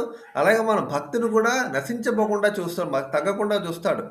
భౌతిక సంపద వల్ల భోగ భాగ్యాల వల్ల మనకి భక్తిని భగవంతు సేవని మనం మర్చిపోతాం. దాంట్లో పడిపోతే ప్రపంచంలో అందరూ కూడా భౌతికంగా సంపదలకి లోనై భక్తిని భగవంతు సేవని మర్చిపోతున్నాం మనం. దానివల్ల ఏమవుతుంది, మనం ఆనందంగా ఉండలేము ఆ సంపద వల్ల. అందుకే లక్ష్మీవంతం ఉన్న నారాయణని మర్చిపోతే మనం ఆనందంగా ఉండలేం. లక్ష్మీనారాయణతో ఇద్దరు ఉంటేనే మనం ఆనందంగా ఉండగలం. సో అందుకే లక్ష్మీనారాయణతోనే మనం ఉండాలి తప్పించి లక్ష్మినే పూజిస్తే నారాయణ వదిలేయకూడదు. సో ఈ విధంగా ఆయన ఇచ్చిన ఆ సంపదల్ని భౌతిక లాభాన్ని మనం కోరుకోవాలి తప్పించి ఆయనతో సంబంధం లేకుండా, ఆయన సేవ కాకుండా, ఆయన భక్తితో సేవ చేయకుండా ఉన్న సంపదల్ని మనం కోరుకుంటే మనకు ఉపయోగం ఉండదన్నమాట. సో ఈ విధంగా మన యొక్క విషయాన్ని మనం అర్థం చేసుకుంటాం. సో ఈ విధంగా ఆయన చూస్తాడు. చూసి అప్పుడు నారద మహాముని ఉపదేశం చేస్తాడు. ఏం చేస్తాడు, నువ్వు పని చేయి, నేను నీకు ఒక ఉపదేశాన్ని ఇస్తున్నాను. నువ్వు చాలా ధ్రువుడు చాలా దృఢ నిశ్చయంతో ఉన్నాడు కాబట్టి నీకు నేను ఒక సందేశాన్ని ఇస్తున్నాను, నీకు ఉపదేశాన్ని ఇస్తున్నాను. ఉపదేశం నువ్వు మొదలు చేసావంటే ఆటోమేటిక్గా నువ్వు నారాయణని చూడగలవు, నారాయణ దర్శనం పొందగలవు అని చెప్పి అప్పుడు ఇస్తారు. ఏమిస్తారు, యమునా బృందావనంలో 12 వనాలు ఉన్నాయన్నమాట. 12 వనాల్లో మధువనం అని ఒక వనం ఉంది. ఆ మధువనంలోని ఎప్పుడు శ్రీకృష్ణ భగవానుడు ఎప్పుడు అక్కడ ఉంటాడు. ఆయన ఎప్పుడూ శాశ్వతంగా అక్కడ ఉంటాడు మధువనంలో. ఆయన అక్కడికి వెళ్ళి యమునా నది తీరంలో ఉందది. అక్కడికి వెళ్ళి నువ్వు భగవంతుని మీద శ్రీహరి మీద ధ్యానం చేయి. దానికి యోగాభ్యాసం చేయడానికి ఆ యొక్క ప్రాసెస్ అనమాట, ఆ పద్ధతి విధి విధానాలన్నీ కూడా నేను చెప్తాను. దాని ప్రకారం నువ్వు అనుసరిస్తూ ఆ విధానాలను అనుసరిస్తూ యోగాభ్యాసం చేస్తే ఆటోమేటిక్ నారాయణునికి ప్రత్యక్షం అవుతాడు అని చెప్తారు. దాంట్లో చేయవలసిన యోగా చాలా కష్టం, అది సాధ్యం కాదు. ఎన్నో దేవతలకే సాధ్యం కాదు అది. అలాంటి యోగా అంటే నారాయణ డైరెక్ట్గా ప్రత్యక్షం అవడం అనేది దేవతలు కూడా సాధ్యం కాదు. అలాంటి ధ్రువుడు ఆ యొక్క ఉపదేశాన్ని పొందుతాడు. ఎందువల్లంటే ధ్రువుడు చేసిన ఆ యోగాభ్యాసం అనేది 6 నెలల్లో నారాయణే భూమి కిందకి వచ్చేస్తాడు అనమాట. అలాంటి పట్టుదలతో చేస్తాడు ధ్రువుడు. మనకు అంటే ఇప్పుడు కూడా చాలామంది అంటారు, ధ్రువ మహారాజు యొక్క పట్టుదల దృఢ నిశ్చయం ఉంటే జీవితంలో సాధిస్తామని. అలాంటి దృఢ నిశ్చయం మన ధ్రువ మహారాజు మనం నేర్చుకుంటాం ఇక్కడ. సో ఏమైనా యమునా జలంలో రోజు 3 సార్లు స్నానం చేయాలి. అలాగే అలాగే అష్టాంగ యోగం అనేది చాలా కష్టమైంది. ఎవరికైనా పెద్ద పెద్ద ఋషులకే సాధ్యం కాదు. అలాంటిది ఒక చిన్న బాలుడైన ధ్రువ మహారాజ్ చేయమని చెప్తాడనమాట. అష్టాంగ యోగం అనే విధానం అనేది చాలా కష్టం. అలాంటిది ఏ విధంగా దాన్ని చేయాలో చెప్తాడు ధ్రువ మహారాజ్‌కి. ఒక్కొక్కటి మనం ముందు ముందు తెలుసుకుంటాం. సో, చేస్తూ ఆ యోగాభ్యాసం చేస్తూ ఏ మంత్రం చదవాలి? ఓం నమో భగవతే వాసుదేవాయ అనే ద్వాదశాక్షర మంత్రాన్ని చదవాలి. మెడిటేట్ చేయాలి. ఆ స్మరిస్తూ, ఆ జపం చేస్తూ, భగవంతుని యొక్క రూపాన్ని మీద ధ్యానం చేస్తూ, ఆ మంత్రాన్ని చేస్తూ, ఈ రూల్స్ అండ్ రెగ్యులేషన్స్ అన్నీ కూడా చాలా చాలా స్ట్రిక్ట్‌గా పాటించాలన్నమాట. ఇవన్నీ చేసి భగవంతునికి రోజు ఒక ప్రతిమ తయారు చేసి ప్రతిమకి భగవంతునికి రోజు అర్చన, అలాగే ఆయనకి నైవేద్యాలు పెట్టాలి. అక్కడ అడవిలో పండ్లు, కాయలు అన్నీ దొరికినప్పుడు వాటితో ఆయనకి నైవేద్యాన్ని పెట్టాలి. మన శరీర అసౌకర్యాలని కూడా వదిలేయాలి. కష్టంగా ఉన్న శరీరానికి అవన్నీ ఓర్చుకుని ఎలాగైనా పట్టుదలగా చెయ్యాలి అని మనం చెయ్యాలి అంటారాయన. సో, ఈ విధంగా ఉపదేశాన్ని ఇస్తారు. ఏం చెప్తారంటే రోజు కూడా యమునా జలంతోని పండ్లు, పూలు వాటితోని భగవంతుడికి అర్చన చేయడం, అలాగే భగవంతుడి ప్రతిమని రూపాన్ని ఆరాధించడం, అలాగే ఆయన రూపాన్ని స్మరిస్తూ ఓం నమో భగవతే వాసుదేవ నామం జపించడం ఇవన్నీ చేయాలి. ఈ విధంగా అలా చేస్తూ భగవంతుడి లీలల్ని గురించి నువ్వు ఎక్కువగా ఎప్పుడు అలా ఆలోచిస్తూ ఉండాలి అని చెప్పి ఎప్పుడు ఆ యొక్క ధ్యానంలో ఉండాలని. సో, ఈ విధంగా చెప్తారు. చెప్పిన తర్వాత అప్పుడు ఈ యొక్క ఉపదేశాన్ని విన్న తర్వాత నారద మహామునికి 3 సార్లు ఆయన ప్రదక్షిణాలు చేసి గురువు కింద నారద మహాముని వచ్చారు కాబట్టి ధ్రువ మహారాజు 3 సార్లు ప్రదక్షిణాలు చేసి అక్కడి నుంచి మధువనానికి, బృందావనానికి బయలుదేరతారు ధ్రువ మహారాజు. బయలుదేరినప్పుడు ఎప్పుడైతే ధ్రువ మహారాజు వెళ్ళిపోయాడో మధువనానికి నారద మహాముని వెంటనే తండ్రి దగ్గరికి వెళ్తాడు. ధ్రువ మహారాజు తండ్రి దగ్గరికి వెళ్ళి ఉత్తరాబాద్ దగ్గరికి వెళ్ళి జరిగిందంతా చెప్తాడు. ఇలా నీ కొడుకు కంగారు పడుకు, నీ కొడుకు ఎలాగైనా సాధించి తీరుతాడు, నారాయణ్ణి సంపాదిస్తాడాయన, కంగారు పడకు అని చెప్పి ఆయనకి శాంతింపజేసి ఆయనకు మళ్ళీ ఉత్తరాబాద్ రాజ్యం లోకం అంతా చాలా ఆనందంగా ఉంది. అయినా సరే ఆయనకి శాంతిగా ఉండదు. అంటే కొడుకు ఇల్లు వదిలేసి వెళ్ళిపోయాడు కదా! ఎప్పుడొస్తాడో, ఎలా ఉన్నాడో, కొడుకు ఎలా ఉన్నాడో తెలీదు. చాలా దీనంగా ఇప్పుడు కొడుకు గురించి ఆలోచిస్తూ ఉంటాడాయన. సో, ఈ విధంగా ఇప్పుడు అరణ్యంలో ఏం చేస్తూ ఉంటారాయన? ఆయనకి తపస్య విధానం చెప్పబడింది భాగవతంలో. ఫస్ట్ నెలలోని ప్రతి 3 రోజులకి ఒకసారి తినాలి. ఫస్ట్ నెలలో చేయవలసిన విధానం అన్నమాట. ప్రతి 3 రోజులకి ఒకసారే తినాలి. అదేంటి పళ్ళు, అక్కడున్న కాయలు అవే తినాలి.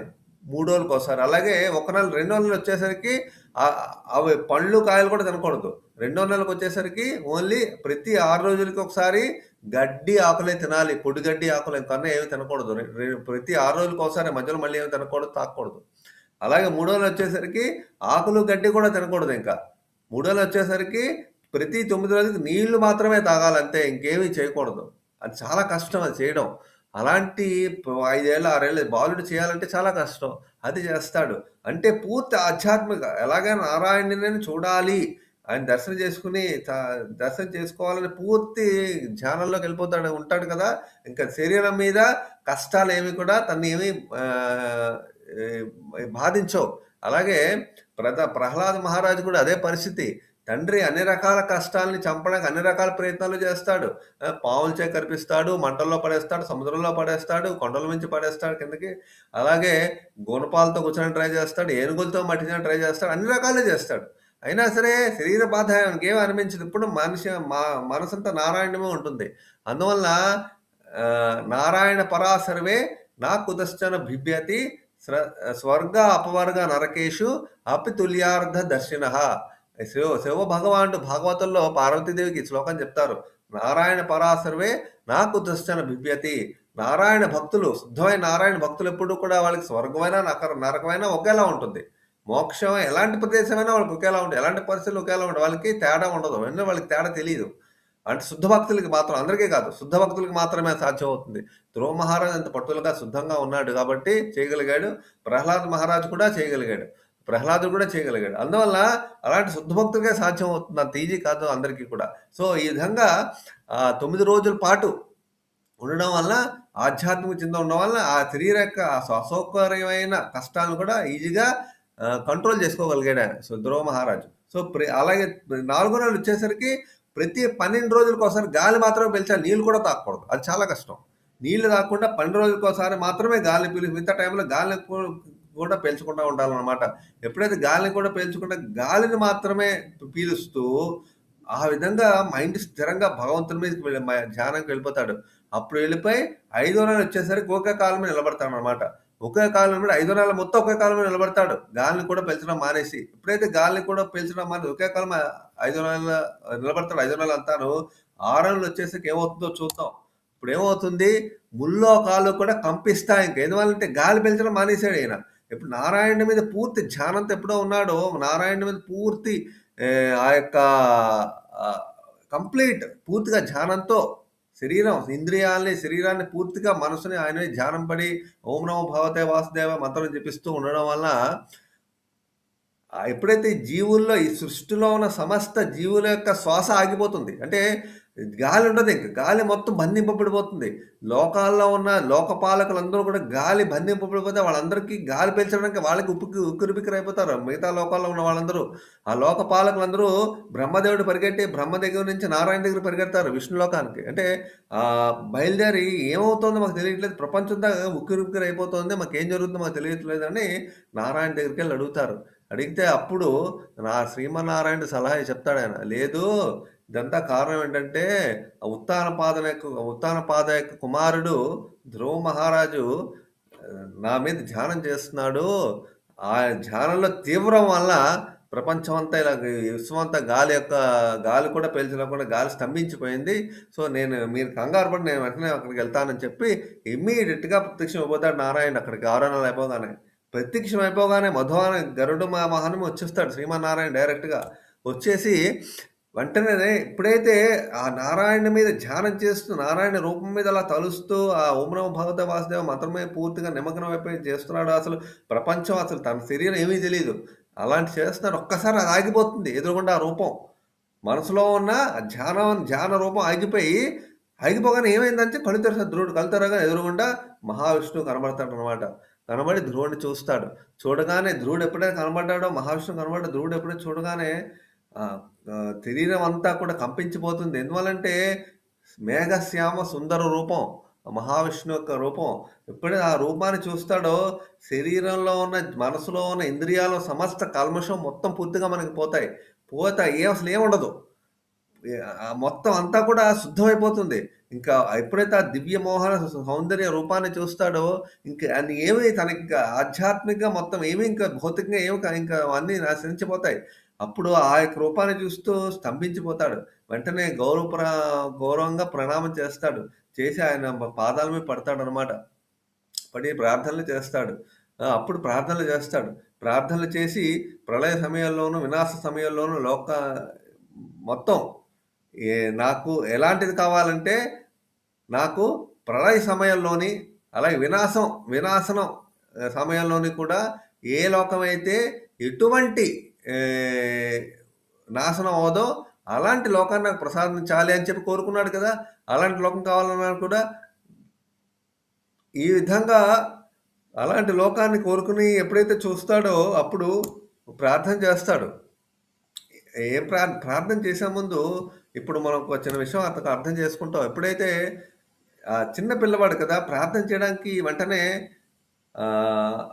ఆ ప్రార్థన వెంటనే రాదు బయటికి. అప్పుడు శ్రీమన్నారాయణుడు తన శంఖంతోని ధ్రువ మహారాజు నుదుటి మీద ఆయనకి అనుగ్రహం ఇస్తాడు. ఎప్పుడైతే తన శంఖాన్ని ధ్రువ మహారాజు నుదుటికి తగిలిస్తాడో వెంటనే ధ్రువ మహారాజులోని మొత్తం తనలో ఉన్న పాదాలు, అదే చెవులు గాని, హస్తాలు, ఇంద్రియాలు అందులో ఉన్న భాగాలన్నీ కూడా పూర్తిగా ఉత్తేజంతో నిండిపోతాయి. ఎప్పుడైతే శంఖం తన శరీరానికి తగిలిందో శంఖంతో అనుగ్రహిస్తాడో ఇప్పుడు తన మనస్సు, బుద్ధి కూడా పూర్తిగా ఆధ్యాత్మికమయం అయిపోయి అప్పుడు ఆటోమేటిక్‌గా ప్రార్థన మొదలవుతుందనమాట. ప్రార్థనలు ఆటోమేటిక్‌గా ధ్రువ మహారాజుకి బయటకొస్తాయి. ప్రేయర్స్ అన్నీ అన్ని రకాల సూత్రాలు, అన్ని రకాల భగవంతుని యొక్క కీర్తించడానికి ఆటోమేటిక్‌గా అన్నీ వస్తాయన్నమాట. ఆ జ్ఞానాన్ని ఆటోమేటిక్‌గా ఇస్తాడు శ్రీకృష్ణుడు.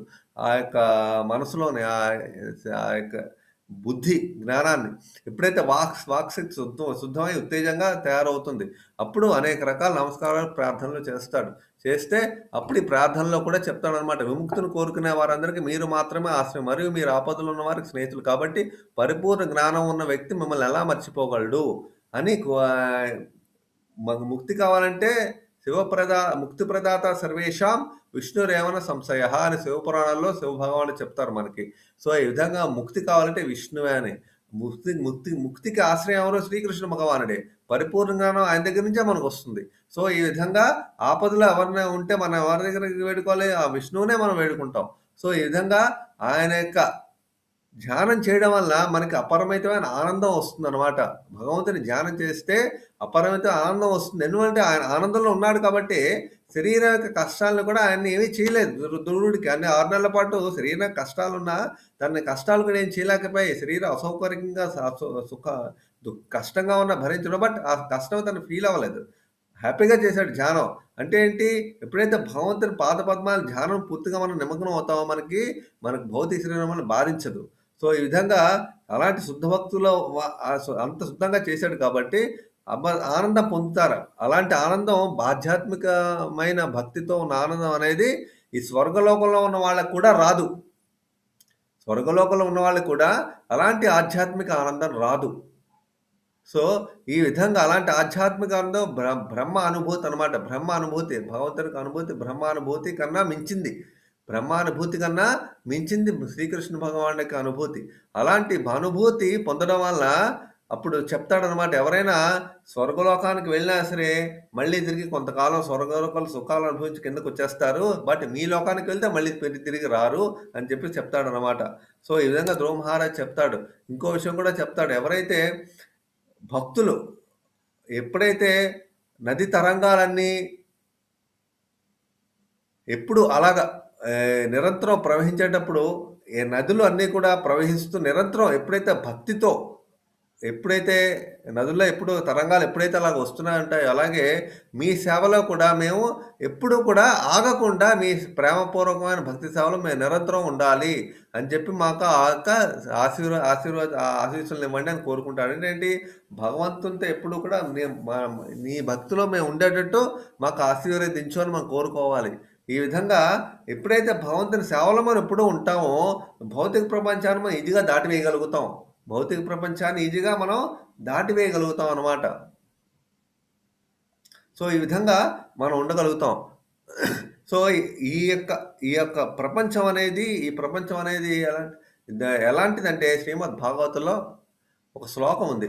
సమాశ్రిత ఏపాద ప్లవం మహత్పదం పుణ్య యశో మురారే భవాంబుదరి వత్సపదం పరంపదం యత్విపదం నతేషాం. ఆ శ్లోకం ఏం చెప్తుందంటే 10వ స్కందంలో ఈ శ్లోకం మనకి ఏం చెప్తుందంటే సమాశ్రిత ఏపాద ప్లవం ఈ యొక్క భౌతిక ప్రపంచం అనేది ఒక మహాసముద్రం అనమాట.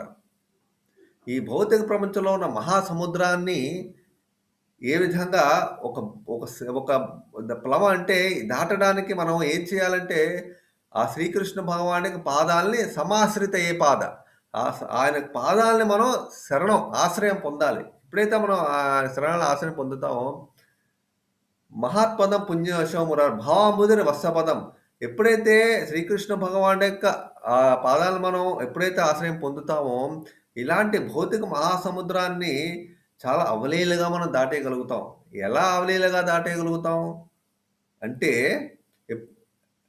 మనకి వత్సపదం అంటే ఇప్పుడు ఆవు ఉంది. ఆవుకి దూడ ఉంటుంది. దూడ యొక్క పాదం ఎంత చిన్నది ఉంటుంది? ఆ దూడ యొక్క పాదం నేల మీద వేస్తే చాలా చిన్నది ఉంటుంది. అలాంటి చిన్న పాదం యొక్క గుర్తు లోపల నీళ్లు వేస్తే ఆ నీళ్ళ యొక్క గుర్తుని మనం ఏ విధంగా ఈజీగా దాటగలుగుతామో అలాగే శ్రీమన్నారాయణ యొక్క సేవలో మనం ఎప్పుడైతే ఉంటామో ఇలాంటి ఇలాంటి మహాసముద్రమైన ఈ భౌతిక ప్రపంచం యొక్క బంధం ఈజీగా మనం ఎంత ఈజీగా మనం ఆవు దూడ యొక్క పాదాలకు చిహ్నం ఏ విధంగా మనం దాటేయగలుగుతామో అలాగే అలాంటి మహాసముద్రం ఈజీగా దాటగలుగుతాం అని చెప్పి శ్లోకం చెప్తాం. ఎందుకంటే ఈ ఈ యొక్క ప్రపంచంలో ప్రతి క్షణం కూడా చాలా ప్రమాదమే. ఆ శ్లోకం ఏం చెప్తుందంటే ప్రత్యక్షం చాలా ప్రమాదమైంది. ఎందుకంటే మనకు చూస్తాం మనం ఈ ప్రపంచంలో ఎప్పుడు కూడా ప్రతి క్షణం కూడా ఇప్పుడు చూడండి ఉద్యోగం సరిగ్గా చేయకపోతే జాబ్ పోతుంది. బిజినెస్ సరిగ్గా చేయకపోతే బిజినెస్ పోతుంది. ఈ ఫ్యామిలీ సరిగ్గా చూడడం ఫ్యామిలీలో ప్రాబ్లమ్స్ వస్తాయి. పిల్లల్ని సరిగ్గా చూసుకోకపోతే పిల్లల ప్రాబ్లమ్స్ వస్తాయి. ఎక్కడైనా సరే మనం జాగ్రత్తగా ఏమాత్రం లేకపోయినా ప్రాబ్లమే. ఎక్కడ అంతా ప్రమాదంగానే ఉంది గానీ హ్యాపీగా ఉండడానికి ఇక్కడ తావు కనబడట్లేదు ఈ ప్రపంచంలో. అందుకే ఏం చెప్తుంది? పదం పదం యత్ విపదం న తేషాం. ప్రతి పదం, ప్రతి స్టెప్పు కూడా ఈ ప్రపంచంలో చాలా ప్రమాదకరమైనదే. అందుకే ఈ ప్రపంచాన్ని దాటి వెళ్ళాలి అంటే భగవంతుని యొక్క యశో మురారే మహత్పదం పుణ్య యశో మురారే ఆ పుణ్య శ్రీమద్ బ నారాయణ యొక్క ఆ పాదాలను ఎప్పుడైతే శరణం వేడుకుంటామో చూడండి పాదాలని శరణం వేడుకున్నాడు కాబట్టే ఆటోమేటిక్‌గా అన్నీ లభించాయి ధ్రువ మహారాజుకి. అలాగే పాదాలను శరణం వేడుకుంటే మన జీవితంలో కూడా మనం ఈ భవబంధాలను ఈజీగా దాటేయగలుగుతాం. సో, ఇలాంటి విషయాలు మనకు తెలుస్తాయి. అలాగే ప్రార్థన చేస్తున్నాడు ధ్రువుడు. నీ పాద పద్మాల్ని ఆశ్రయించడం వలన మా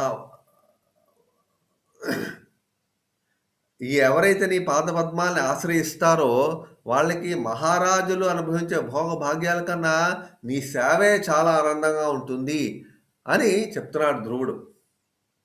అంటే ఏంటి? ఆయనకి ఆల్రెడీ ధ్రువుడు 5 ఏళ్ల చిన్న పిల్లవాడైనా సరే భోగభాగ్యాలున్న మహారాజుకు ఉత్తానపాద భోగభాగ్యాలే ఉన్నాయి. ఆయన ఆనందంగా లేడు. ఉత్తానపాద ఆనందంగా లేడు. ప్రపంచం అంతా ఆయన కంట్రోల్‌లో ఉంది. తన తండ్రి ఉత్తానపాద సృష్టి అంతా లోకం అన్ని లోకాలు ఆయన కంట్రోల్‌లో ఉన్నా, లోకం అంతా ఆయన కంట్రోల్‌లో ఉన్నా ఆనందంగా లేడు. ఎందుకు? ఎప్పుడైతే నీ పాద పద్మాలని మనం శరణం వేడుతాం అప్పుడే ఆనందంగా ఉంటాం. అలాగే ఎప్పుడైతే దూడకి ఆ తల్లి పాలు తాగితే ఆనందంగా ఉంటుంది. ఇంకేం అక్కర్లేదు దూడకి. అలాగే నీ యొక్క శరణం పెడితే మేము ఆనందంగా ఉంటాం. మాకేం అక్కర్లేదు. తల్లి ఎప్పుడు దూడని జాగ్రత్తగా కాపాడుతూ ఉంటుంది. అలాగే నీవు కూడా మమ్మల్ని జాగ్రత్తగా కాపాడుతూ ఉంటావు. సో, ఇదే ఆనందమైన విషయం అని చెప్తాననమాట. సో, ఇప్పుడు యాక్చువల్‌గా ఈ విషయాన్ని చెప్పి ఎప్పటికప్పుడు విష్ణు శ్రీమన్నారాయణ చెప్తాడు. నువ్వు ఆహ్, నీకు యాక్చువల్‌గా ఈ ధ్రువుడు ఇంకో శ్లోకం కూడా ఉంది. ఆ శ్లోకంలో ఏం చెప్తారంటే, నేను నీ దగ్గరికి వచ్చినప్పుడు నిన్ను దర్శించుకోవాలి, నిన్ను ఎలా పొందాలని వచ్చినప్పుడు నేను కోరికతో వచ్చాను. నా ముత్తాత కన్నా, నాత కన్నా పెద్ద సామ్రాజ్యాన్ని, పెద్ద లోకాన్ని సంపాదించాలి అని. నాకు వరం కావాలి అని వచ్చాను. గానీ నిన్నిప్పుడు చూడగానే ఆ వరం మొత్తం నాకు పోయింది. నాకసలేమి కోరికలు లేవు. నిన్ను చూడాలని, నీ యొక్క నామం జపించాలని తప్ప నాకేం కోరికలు లేవు. నేను గాజు ముక్క కోసం వచ్చానిక్కడికి. నాకు వజ్రం దొరికింది అంటాడాయన ఆ శ్లోకంలో. నేను గాజు ముక్క కోసం ఇంత 6 నెలలు కష్టపడి తపస్సు చేశాను. గాజు ముక్క సంపాదించడానికి. ఆ! అలాంటిది నువ్వు నాకిప్పుడు నాకు వజ్రాన్ని నాకు సంపాదించాను. నేను వజ్రమే నాకు గాజు ముక్క కన్నా వజ్రమే నాకు దొరికింది. అంతకన్నా నాకు ఇంక భాగ్యం ఏముంది అంటాడు ధ్రువుడు. సో, ఈ విధంగా పోలుస్తాడనమాట. ఇప్పుడు ఈ ఈ యాక్చువల్‌గా ఎప్పుడైతే నాకేం కోరికలు నాకేం అక్కర్లేదు అంటాడు ధ్రువుడు. నాకేం అక్కర్లేదు అంటాడు. కానీ శ్రీకృష్ణ భగవానుడు లేదు. నువ్వు యాక్చువల్‌గా కోరిక ప్రకారం ఇక్కడికొచ్చావు. నీకు కోరిక నేను ఎలాగో తీరుస్తాను అని చెప్పి, ఆ కోరికను తీరుస్తే అప్పుడు చెప్తాడు ధ్రువ నీకో లోకాన్ని ఇస్తున్నాను నేను. ధ్రువలోకాన్ని. ఆ ధ్రువలోకం అనేది ఆఖరికి బ్రహ్మలోకమైనా మునిగిపోయిన ప్రళయంతో సరే నీ లోకం మాత్రం ములగదు. ఆ లోకంలో నేనెప్పుడు అక్కడ ఉంటాను. నాతో పాటు నువ్వు కూడా ఉంటావు. ఆ యొక్క లోకాన్ని ధ్రువలోకం అందుకే ఇప్పుడు కళ్యాణం, వివాహాల తర్వాత ఒకసారి మనకి బ్రాహ్మణులు పురోహితులు చూపెడుతూ ఉంటారు. ఇక్కడ మనకేం చూపెడుతూ ఉంటారు? ఆకాశంలో ధ్రువ నక్షత్రాన్ని, ధ్రువలోకాన్ని చూపెడుతూ ఉంటారు అప్పుడప్పుడు. సో, ఇప్పుడు ఆ విధంగా ధ్రువలోకం అనేది ఎక్కడా కూడా ప్రపంచం మొత్తం మునిగిపోయినా అది మాత్రం ములగదనమాట. ఆ లోకం ఎప్పుడు ప్రకాశవంతంగా నారాయణుడు ఉండే లోకం అది. అక్కడ నేనుంటాను. ఆ లోకం చుట్టూ అన్ని గ్రహాలు కూడా తిరుగుతూ సూర్యగ్రహం కూడా ఆ లోకం చుట్టూ తిరుగుతూ ఉంటే అన్ని గ్రహాలు ఆ లోకానికి కేంద్ర స్థానం. అలాంటి లోకం నేను నీకిస్తున్నాను అని చెప్పి శ్రీమన్నారాయణుడు ధ్రువలోకాన్ని ఇస్తాడు. సో, ఎప్పుడైతే ఇచ్చి అప్పుడు నువ్వు 36,000 సంవత్సరాలు నువ్వు ఈ ప్రపంచంలో పరిపాలించి మొత్తం నా భక్తులు పూర్తిగా నిమగ్నమై పరిపాలిస్తావు. నీకేం ప్రాబ్లమ్ ఉండదు. అలాగా నువ్వెప్పుడూ వృద్ధువు కాకుండా ఎప్పుడూ ఆనందంగా ఉంటావు. నీకు అనుగ్రహాన్ని నేను ఇస్తున్నాను అంటారు. అలాగే ఈ విధంగా జీ భౌతికంగా ఆనందంగా నువ్వు గడిపి చివరి సమయాల్లో నా దగ్గరకొచ్చేస్తావు నువ్వు అని ఆ యొక్క ఈ అనుగ్రహాన్ని ఇస్తారనమాట. సో, ఈ విధంగా మీ ఈ ఈ ధ్రువలోకం అనేది అన్ని లోకాలు కూడా ధ్రువలోకంలో ధ్రువలోకం ధ్రువలోకాలను పూజిస్తూ ఉంటాయి. అన్ని లోకాలు, అన్ని స్వర్గలోకాలను వాసులందరూ కూడా ధ్రువలోకాన్ని పూజిస్తూ ఉంటారు. ఈ లోకం అనేది 7 ఋషులు, సప్త ఋషుల లోకం పైనుంది ఈ లోకం. ఇలాంటి లోకానికి వెళ్ళిన వాళ్ళు ఎవరు కూడా మళ్ళీ తిరిగి వెనక్కి రారు. అలాంటి లోకం ధామం అది. ఆ ధామానికి నువ్వు వస్తావు నువ్వు అని చెప్పి ధ్రువుడికి అనుగ్రహాన్ని ఇస్తాడాయన. అప్పుడు అప్పుడు అప్పుడు అప్పుడు ధ్రువుడు బాధపడతాడనమాట. యాక్చువల్‌గా నీ భక్తి పొందాలి, నీ భక్తితో నీకు సేవ చేయాలనే కోరిక కన్నా, నేను పెద్ద సామ్రాజ్యం సంపాదించాలని ఒక కోరికతో వచ్చాను. అది నేను చాలా తప్పు చేశాను. నాకు చాలా బాధగా ఉంది. నీ యొక్క సేవే నాకు కావాలి. ఇవన్నీ నాకు అక్కర్లేదు. నువ్వు భవబంధాన్ని ఈజీగా నువ్వు తప్పించేస్తావు. నేను ఈ పెద్ద సామ్రాజ్యం వాళ్ళని కోరికతో నేను రజోగుణమైన కోరికతో వచ్చాను. అది నా మూర్ఖత్వం అది అని ప్రార్థిస్తాడు ధ్రువుడు. అప్పుడు శ్రీకృష్ణ భగవానుడు, అందుకే శ్రీకృష్ణ భగవాన్ దగ్గర నుంచి మనకు ఎప్పుడైనా వరం వచ్చినప్పుడు మనం ఆ యొక్క భోగభాగ్యాలకి మనం అట్రాక్ట్ అవ్వం. మనం భక్తి సేవలో ఆయన వరం ఇచ్చిన అన్ని రకాల భోగభాగ్యాలు మనకి ఇచ్చినా మనం దానికి అట్రాక్ట్ అవ్వకుండా, వాటి మీద మోహం కలగకుండా మనం భక్తిలోనే మనం ఉంటాం. ఆ అనుగ్రహాన్ని కూడా ఆయన ఇస్తాడు. అందువల్లనే ధ్రువ మహారాజుకి అనుగ్రహాన్ని ఇచ్చాడు కాబట్టి దేని మీద ధ్రువ మహారాజుకి మోహమును మోజు ఏమీ లేవనమాట. సో ఈ విధంగా నేను చిన్న విరిగిన ధాన్యాలు మాత్రమే అడిగాను. ఇప్పుడు ఇంకో మంచి విషయం చెప్తాడు. మనం పెద్ద చక్రవర్తి దగ్గరికి వెళ్ళాం అనుకోండి, మనం ఏం అడగాలి? పెద్ద ధనం సంపదలు అడగాలి తప్పించి ఒక చిన్న ధాన్యం అడగం. అలాగే మహావిష్ణువు దగ్గరికి వచ్చినప్పుడు ఆయనకి అతి విలువైన భక్తిని మనం కోరుకోవాలి తప్పించి ఇలాంటి చిన్న చిన్న భోగభాగ్యాలు మనం కోరుకోకూడదు. సో ఈ విధంగా ధ్రువ మహారాజు అనేక రకాల ప్రార్థనలు చేసి చివరికి లాస్ట్‌కి జీవితం అంతా చేసి, జీవితంలో యజ్ఞయాగాలు అందరినీ కూడా భక్తి సేవలో దేశంలో లోకల్లో ఉన్న వాళ్ళందరూ భక్తి సేవలో పెట్టి వాళ్ళందరూ నియమించి, వాళ్ళందరికీ భగవంతుని మార్గాల్ని చూపించి అనేక యజ్ఞాలు యాగాలు చేస్తూ బదరికాశ్రమం వెళ్ళిపోతాడు చివరికి. బదరికాశ్రమం వెళ్ళిపోయి బదరికాశ్రమంలో అక్కడ లాస్ట్‌కి చివరి దశలో చివరి బదరికాశ్రమంలో భగవంతుని ధ్యానం చేస్తూ గడుపుతాడు అక్కడ. ధ్యానం చేస్తూ భగవంతుని సేవిస్తూ గడుపుతాడు. ఎప్పుడైతే సేవిస్తాడో లాస్ట్‌కి చివరి దశ రాగానే ఎప్పుడైతే అదే సమయంలో తన టైం రాగానే అదే సమయంలో వస్తారు. సునంద, నంద అనే వాళ్ళు వైకుంఠ లోకం నుంచి వాళ్ళిద్దరూ కూడా ఆటోమేటిక్‌గా ధ్రువ మహారాజుని పుష్పక విమానం, వైకుంఠం నుంచి వచ్చిన పుష్పక విమానం, గరుడ విమానం కూర్చోబెట్టి తీసుకెళ్ళిపోతారు. ఎప్పుడైతే తన శరీరం మారుతుందో, భౌతిక శరీరం ఆటోమేటిక్‌గా ఆధ్యాత్మిక శరీరం అయిపోతుంది. అంటే ఒక మెరుపు అనమాట. ఆ మెరుపు కింద మారిపోయి భౌతిక శరీరం పోయి ఆధ్యాత్మిక శరీరం వెంటనే వచ్చేస్తుంది ధ్రువ మహారాజుకి. ఆ మెరుపు వస్తుంది. ఆ మెరుపుకి రాగానే నీలమేఘ శ్యామ కలర్‌లో ఆ మెరుపు వస్తుందనమాట. అంటే ఏంటంటే వైకుంఠ లోకాల్లో ఎప్పుడూ కూడాను అక్కడ ఉన్న వాళ్ళందరూ కూడాను మహావిష్ణువులాగా అందరూ కూడా నీలమేఘశ్యామ రంగులోనే ఉంటారు. అదే వర్ణంలో ఉంటారు వాళ్ళ శరీరాలు కూడా. ఆ శరీరం ఆయనకు వచ్చేస్తుంది. వచ్చేసి ఆటోమేటిక్‌గా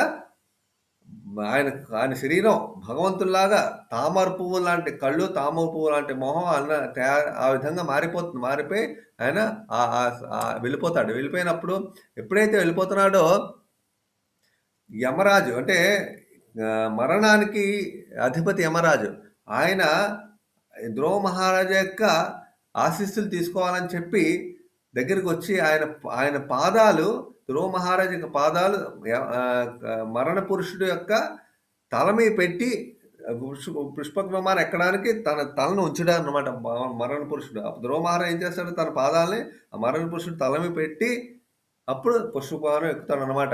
గరుడ విమానం ఎక్కుతాడు. ఆ విధంగా తన ఆశీస్సులు పొందుతాడని వైకుంఠం వెళ్ళిపోతున్నప్పుడు. సో ఈ విధంగా వెళ్తున్నప్పుడు గుర్తొస్తుంది, తల్లి గుర్తొస్తుంది. నా తల్లే నాకు ఇంత సేవ చేసింది, నేను మా నారాయణని దర్శనం చేసాను, నాకు అవకాశాన్ని చూపించింది. నా తల్లి ఏం చేస్తుంది, నా తల్లి ఎక్కడుంది, అసలు ఎలా ఉందో నాకు తెలియదు, అసలు ఏ లోకంలో ఏమంటే అప్పుడు వెంటనే సునందానందకి వాళ్ళిద్దరికీ అర్థమవుతుంది. ధ్రువ మహారాజుకి మనసులో ఏం జరుగుతుంది వెంటనే, లేదు కంగారు పడుకో, నీ తల్లి నీకన్నా ముందు వెళ్ళిపోతుంది చూడు, నీకన్నా ముందు తను వెళ్ళిపోతుంది చూపి పుష్పమానాలు ఆవిడ తినకన్నా ముందు వెళ్ళిపోతుంది అనమాట వైకుంఠానికి. ఎందువల్లంటే అందుకే మనం ఎప్పుడు అందరికీ కూడా భగవంతునికి వెళ్ళే మార్గాన్ని మనం చూపించాలి. తల్లి మార్గాన్ని చూపించింది సునీతి. ధ్రువుడికి. అలాగే మనం ఎప్పుడైతే భాగవతం, భగవద్గీత మనం అందరికి భగవద్గీత అందరికీ డిస్ట్రిబ్యూట్ చేయాలి. అందుకే డిస్ట్రిబ్యూట్ చేస్తే భగవంతుడికి వెళ్ళే మార్గాన్ని మనం ఎప్పుడైతే చూపిస్తామో భగవంతుడు మనల్ని కూడా ఆయన దగ్గరికి తీసుకెళ్తాడు. అందుకే మన ఈ ఈ నెలలోని మనం అందరం ఏం చేస్తున్నాం అందరికీ మేము అందుకే మెసేజ్‌లు పంపిస్తున్నాం. మీరందరూ కూడా భగవద్గీతని అందరికీ మీరివ్వండి. భగవద్గీతను మీరిచ్చి భగవంతునికి వెళ్ళే మార్గాన్ని అందరికీ చూపించండి. అప్పుడేమవుతుంది వాళ్ళు కూడా భగవద్గీత జ్ఞానాన్ని, భగవద్గీత బుక్కుని అందరికీ మీరు డిస్ట్రిబ్యూట్ చేయండి. చేస్తే ఆటోమేటిక్‌గా మీరు భగవంతుడు మీకు ఆనందపడి మనల్ని కూడా ఒక మంచి మార్గంలో పెడతాడాయన. సరియైన మార్గంలో మనల్ని మన జీవితాన్ని ఆయన దారి చూపిస్తాడు.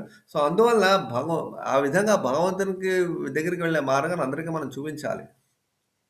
సో, ఈ విధంగా చూపిస్తారనమాట. ఎందుకే ఈ ధ్రువ మహారాజు కథ వినడం వలన మనం ఎప్పుడూ కూడా మన మన అందరికి కీర్తి ప్రతిష్టలు పెరిగి ఆయుర్దాయం కూడా పెరుగుతుందని చెప్పబడింది భాగవతంలో. చాలా పవిత్రమైన ధ్రువ మహారాజ్ చరిత్ర విన్న వాళ్ళకి ధ్రువలోకం పొందుతారు. ఆ! అని చెప్పబడింది. అలాగే భక్తియుక్త సేవను కూడా మనం భగవంతుని యొక్క భక్తియుక్త సేవను కూడా మనం పొందుతాం. అలాగే గొప్పతనం, పరాక్రమం, ఆధిక్యం లేదా మరియు తేజం కూడా మనం పొందుతాం. ఈ విధంగా ఫలశ్రుతి చెప్పబడింది భాగవతంలో. సో, మీరందరూ కూడా దయచేసి ఈ భాగవతాన్ని ఈ విధంగా మనం అర్థం చేసుకొని ఒక్కొక్క లీలని అర్థం చేసుకొని మనం ముందుకు వెళ్దాం. అలాగే మహామంత్రాన్ని జపించడం ద్వారా భగవద్గీతని జ్ఞానం అందరికి ఇవ్వడం ద్వారా భగవంతునికి మనం సేవ చేసిన వాళ్ళం అవుతాం. సో, మీరందరూ కూడా దయచేసి ప్రతిరోజు కూడా మిస్ అవ్వకుండా శ్రీకృష్ణ చైతన్య ప్రభువు నిత్యానంద శ్రీ అద్వైత గదాధర శ్రీవాసాది గౌరవ భక్త బృందాన్ని చదివి 108 సార్లు హరే కృష్ణ కృష్ణ కృష్ణ హరే హరే హరే రామ రామ రామ హరే హరి మంత్రాన్ని 108 సార్లు ప్రతిరోజుగా మీరు దయచేసి చేయండి. త్వరలోనే మనం కూడా మిగతా కొన్ని కొత్త ప్రోగ్రామ్‌లు స్టార్ట్ చేస్తున్నాం. సో, మీరందరికి కూడా ఈ అవకాశం వస్తుంది. సో, మీరందరూ కూడా ప్రతిరోజు కూడా తప్పనిసరిగా ఈ మహామంత్రాన్ని హరికృష్ణ మహామంత్రాన్ని ప్రతిరోజు 108 సార్లు చేయండి మిస్ అవ్వకుండా. చేస్తే చాలా భగవంతుని యొక్క కరుణ మనమే ఆటోమేటిక్‌గా వస్తుంది. హరే కృష్ణ. ధన్యవాదం.